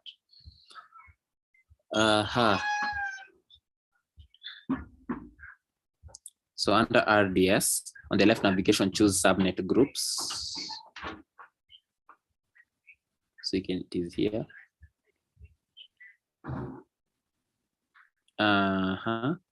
Choose create DB subnet group.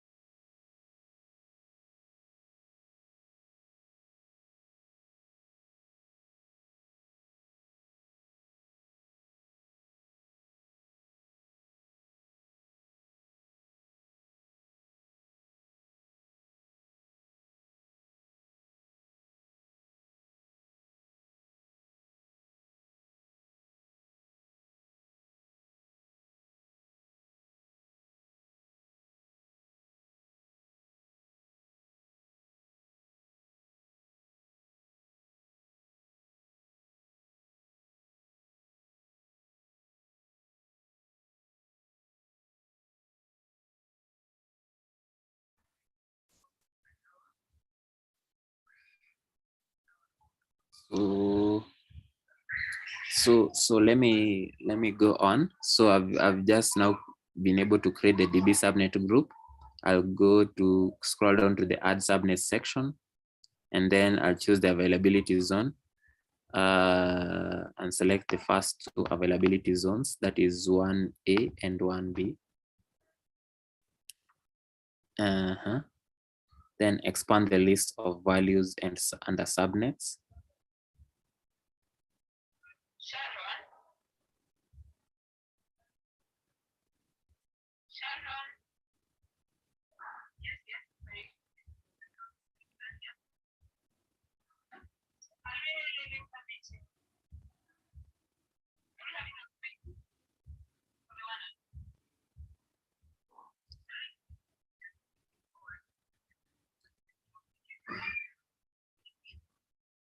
Oh, good. William, AWS is working now. Maybe you can try to catch up with me. So you can see expand the list of values under subnets. So the subnets associated with the CIDR ranges.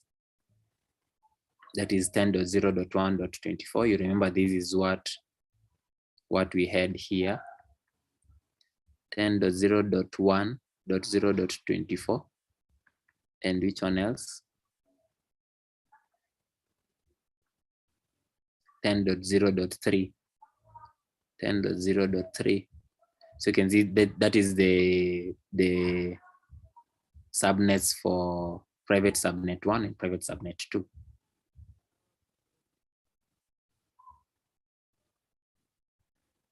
So you can see it is here, and you can see it is here.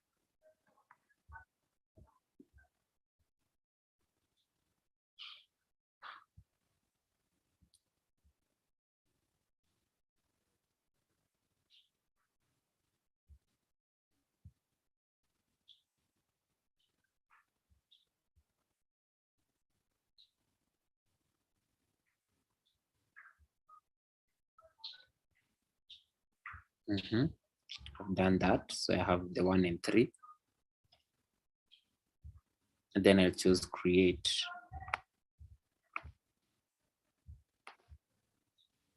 So you can see my subnet group, my DB subnet group has been created. Then I'll create an Amazon Rdstb instance. So this is the third task. So here we'll configure and launch a multi availability zone, Amazon RDS for a MySQL database instance. Amazon RDS multi-AZ employments provide enhanced availability and durability for DB instances. Then they actually make it very natural with regards to production database workloads. So when you provision a multi-AZ DB instance, Amazon RDS automatically creates a primary DB instance and synchronously replicates data to a standby instance on a different availability zone. So in the left navigation, we're going to choose databases.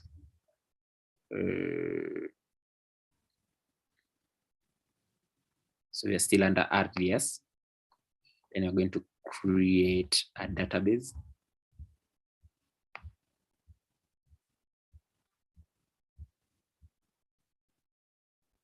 To see switch to the new database creation flow, choose it. Select MySQL. So I'm selecting MySQL here. You can see there are so many that we had mentioned earlier. The PostgreSQL, Oracle, Microsoft SQL. Under settings.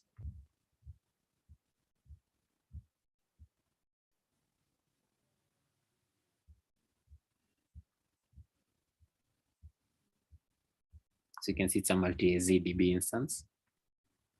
Under settings, DB instance, lab DB. So calling it lab DB, and please make it a point to just type these things so that you actually always understand.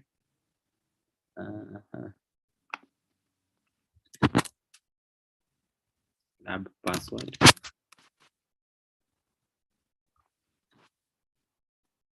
Lab. And under this DB instance class, configure select burstable classes. That includes T classes.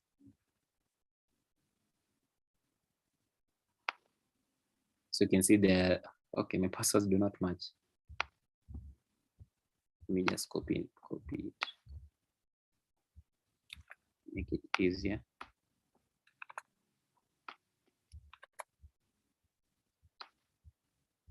It's fine now. So you can see there's standard classes. So you can see if you look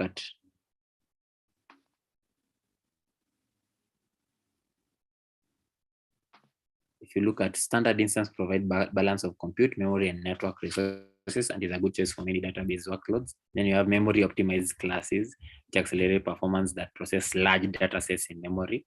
So this one is memory optimized. And you have burstable performance instances, provide baseline level CPU ability to burst above the baseline. So it means that it has the ability to go above. Think of it like when you buy bundles, maybe you buy a network for 3 Mbps and you are able to access 5 Mbps. So you have moved, it has burst. There's a burst from 3 up to 5. So that is what we call DB burstable. So you can, the burstable. So this one is the standard is provides a balance. This one is for memory, and this one is burstable. Now select DBT3 micro. You can see it has 2 vCPUs, 1 GB RAM, and a network of 2095 Mbps. So this is like you're creating an EC2 instance, but this one is a DB instance. Under storage, we'll configure general purpose SSD. So there are so many others you can just check. General purpose is one that is usually suitable for a broad range of workloads, and it's usually providing the baseline, which is 3 IOPS per GB. And and then you have the ability to burst to 3,000 IOPS. Then provisioned IOPS is storage that is IO intensive. Database workloads provides, think of it like M-Pesa. M-Pesa would use provisioned IOPS. Then IO ranging from 1,000 to 80,000 IOPS. So you can even check more options there. Always take time to, you can click on this info and just see more. Then allocated storage can remain 20 GB, which is the minimum. The maximum is 16 terabytes. You can see that. Under connectivity, so the others I'll just leave it. I'll enable auto scaling, meaning that it can increase to 1,000 GB. Then under connectivity, you're going to use our lab VPC, not the default, the lab VPC. Then under existing VPC security tools, you're going to choose that.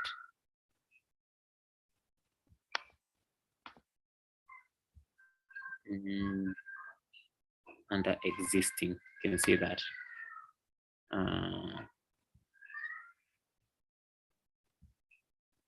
I'll choose that,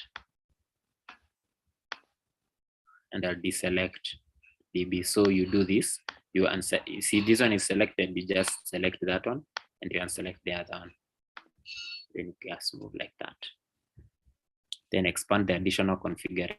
I'll expand it here. Just click on it. This one is unexpanded. This way it is expanded. Then you go to initial database name. We call it, I think it is this one. I think there's 2 additional configurations. There is this one.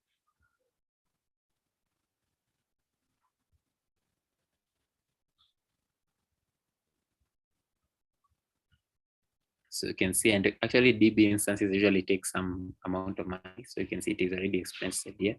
So you can call it lab. And check enable automatic backups. I'll uncheck enable encryption. I'll also uncheck enable enhanced monitoring.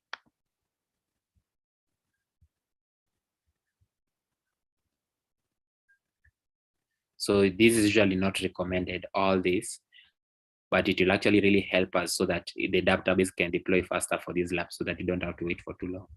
So I'll choose create. These ones, I'll leave it the way it is. Deletion protection. So you can see this is what it will cost us now in terms of Rds pricing. The DB instance will cost us monthly $12.41. The multi-AZ DB instance will cost us $12.41 again. Then we're also going to have storage taking $4.6. So these are the estimations.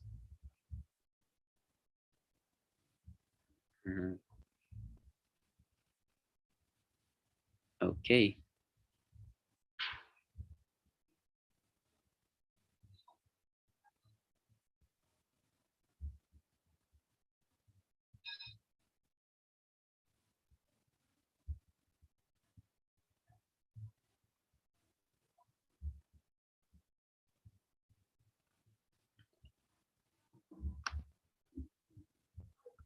So create, did not get an error. Choose LabDB.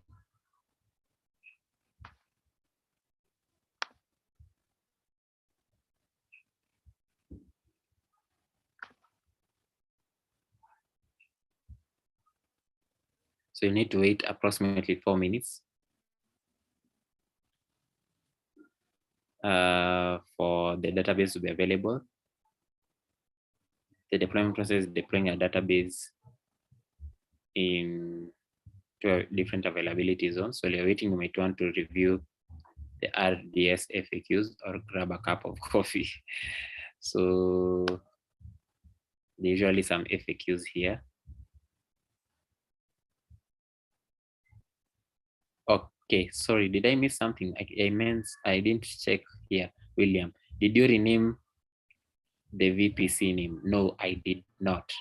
I did not rename the VPC. I called it the way it was. I think it was this, which step?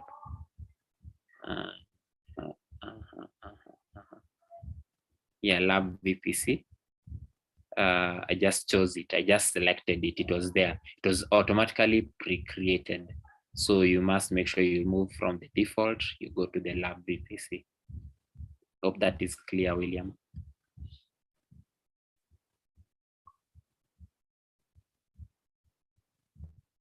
So the Rds FAQs, what is Amazon RDS? What is relational database? So these are some of the database engines that are supported.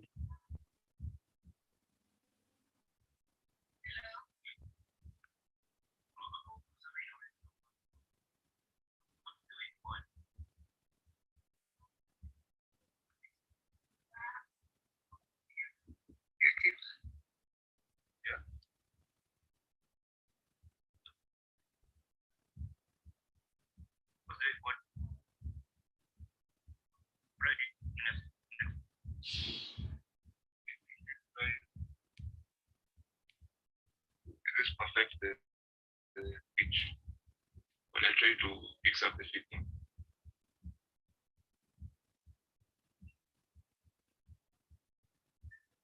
Where are the others? Akina Lynette.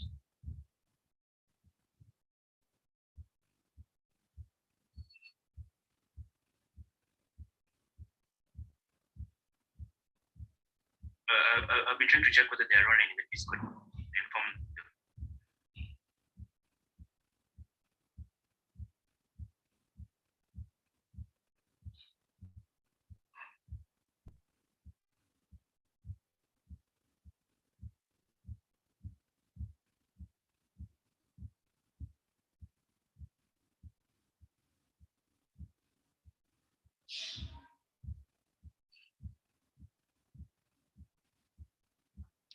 Okay. I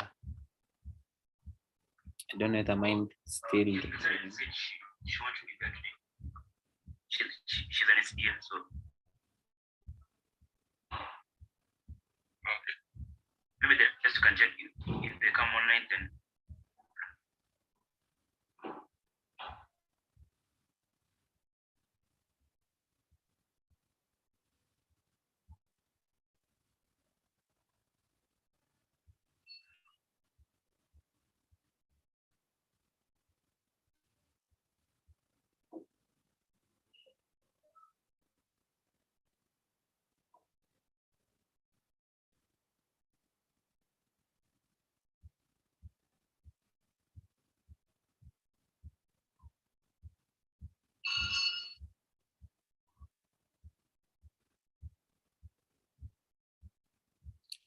Okay, I'm still waiting for the RDS to finish.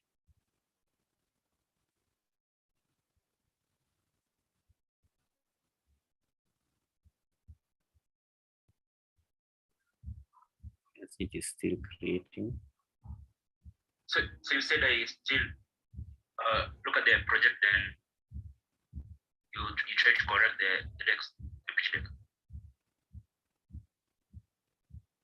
Currently, I'm doing the Figma.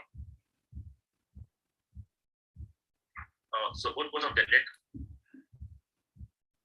Maybe you could try to put the problems we have said. Then I started off on solution. Maybe you could add points to that.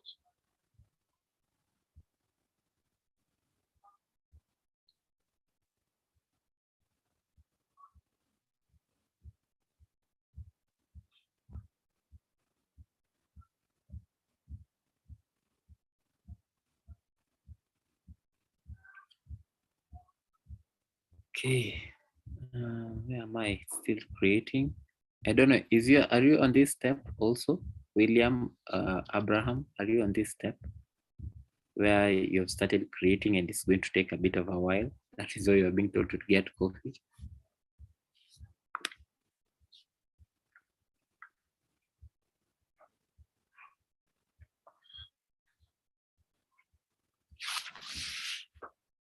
Where are you? Okay.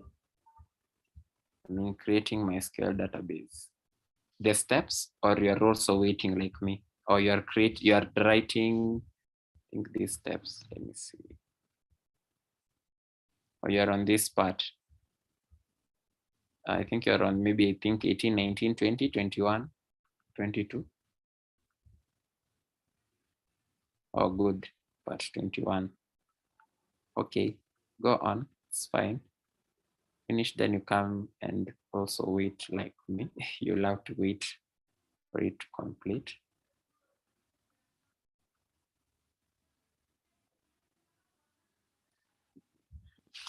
Mine is under modifying. You can continue and scroll down to connectivity and security section and copy the endpoint field. So this is the endpoint.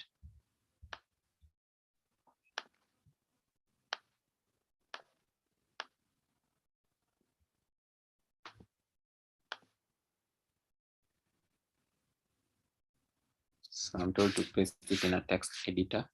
Where do you have a text editor?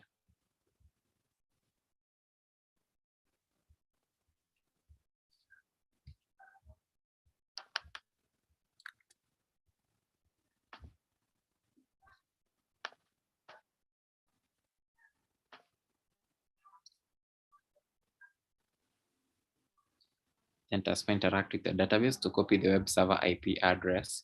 Choose on the details on the drop-down menu above these instructions. And then choose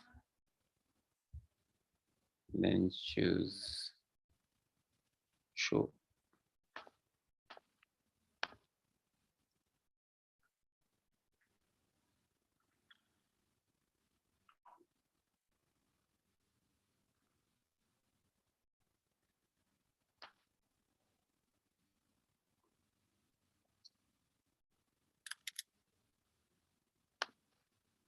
Paste it there. Been told to paste it there.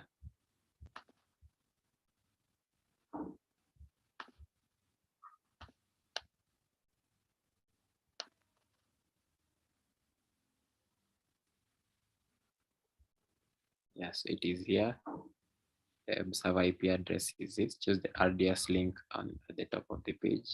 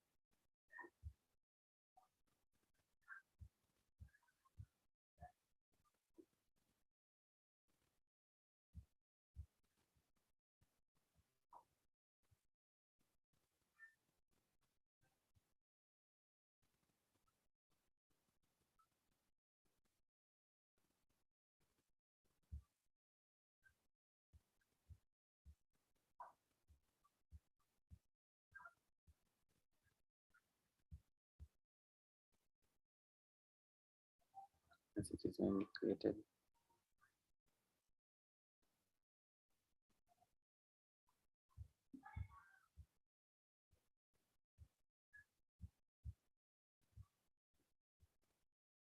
So is this RDS? So RDS link.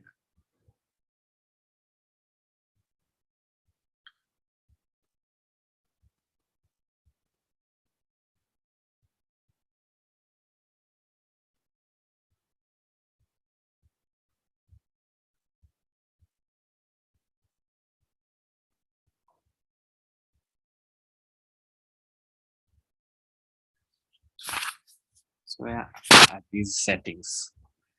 I've been told to open a server.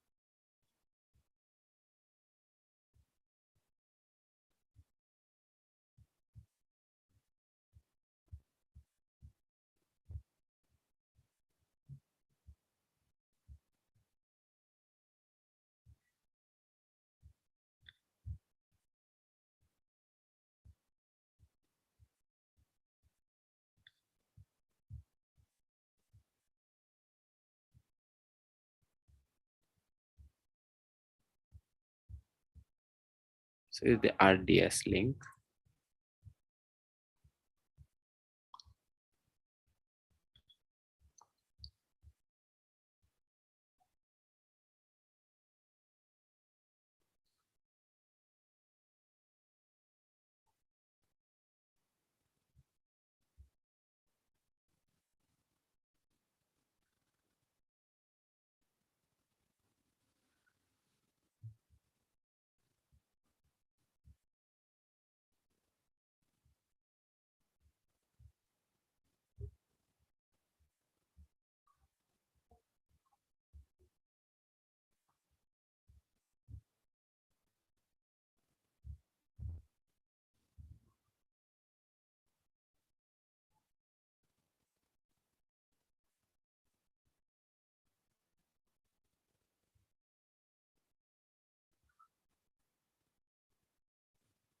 Is it somewhere here?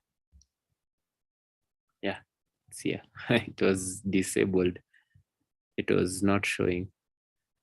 Then endpoint, paste the endpoint. So I'll paste the endpoint.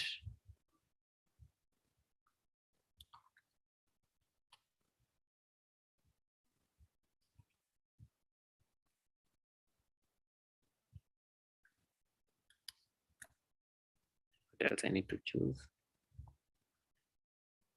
Lab main, lab password.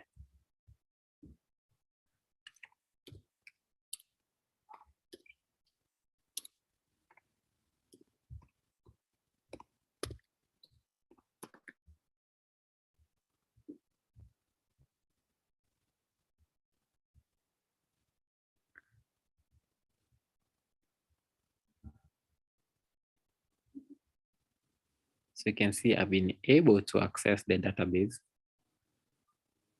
A message will appear explaining that in a command, after a few seconds, you'll display the address book. And you can see, you can be able to see the address book there is using the RDS database to store information test by adding, deleting, and moving contacts. So you can just add a contact. Say Kevin to the hidden way. You can do that.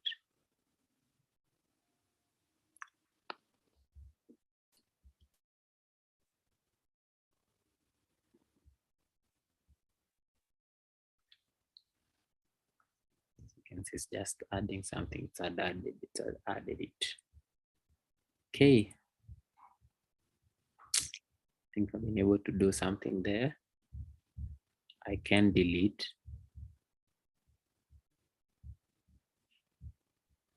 Can delete something else as it is working. So basically, I'm being done.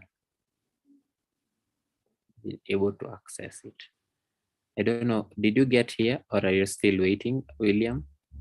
I think it is creating the database. So after it creates, don't forget when you open the IPv4, that is your IP, make sure you maximize so that you see this RDS link at the top of the page.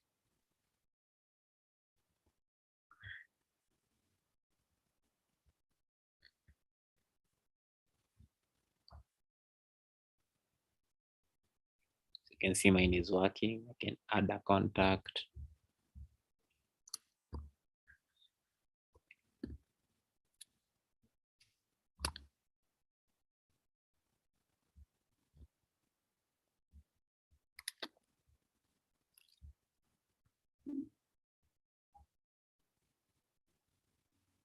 It is working.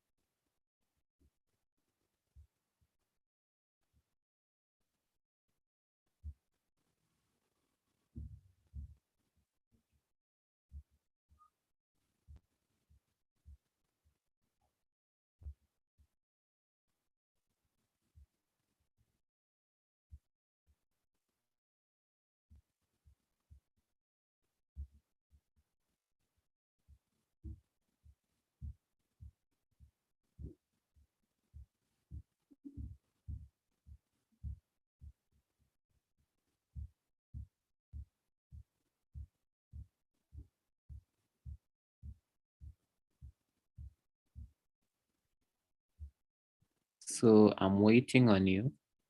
Maybe I can stop my share so that you can share your screen because mine is done. Maybe end my lab.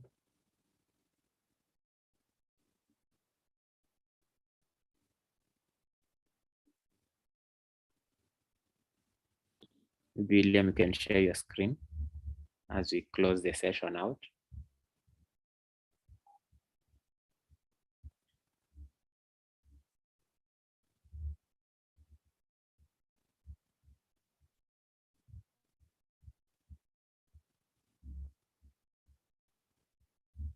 Okay.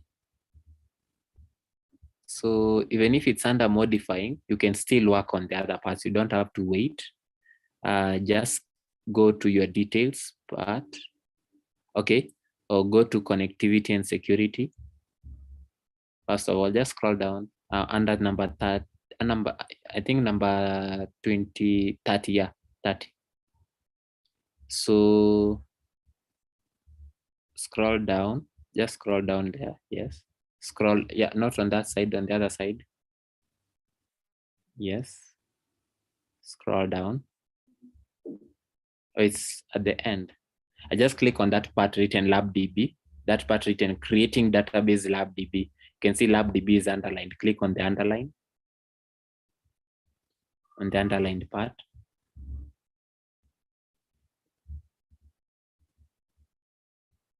William, can you hear me?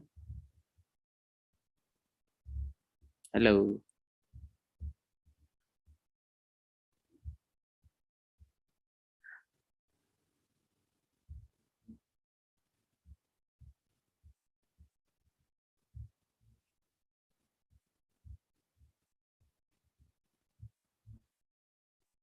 I think William has dropped off. And there's a network issue on his side. Abraham, what about you? You're also on creating the database or where?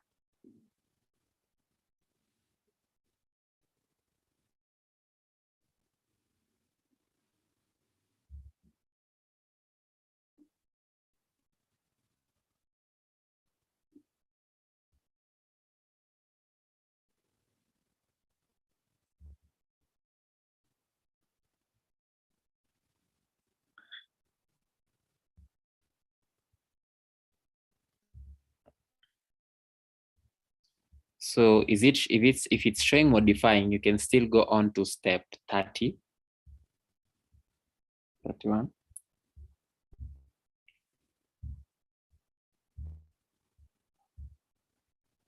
Yeah. So it's more what we have done. Let's make let's try to enhance or present so just come back on the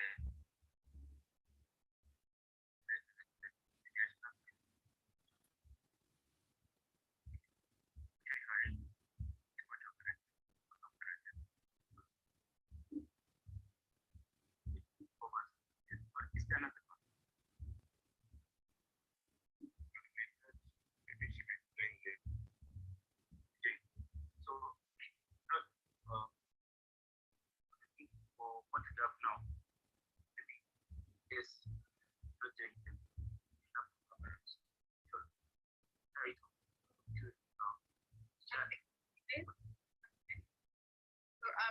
The key and I have used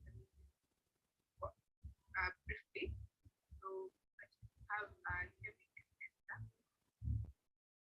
yeah. So in case of anything,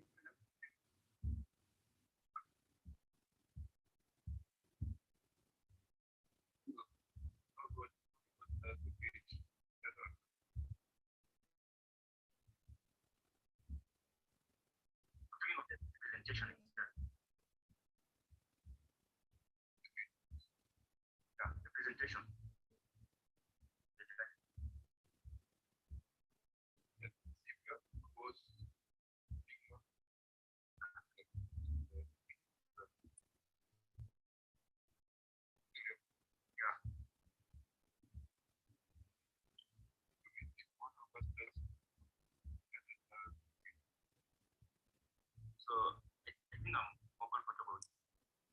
So maybe for those who are just following on YouTube, out on that we've completed that lab or 2 labs. That is the lab on getting to understand on how you can take advantage of Amazon EBS, and also we've looked at how you can be able to use, you can launch a database server using Amazon relational database service. So kindly review that at your own time and try to do it also. Yeah, you can also forward the parts where there's a lot of breaks and just go directly to where you're doing the lab. Okay, thank you. So expecting that this week you're going to have gone through the modules, and maybe you're left with 2 or 3 modules, so that we finish up next week. Okay, thank you.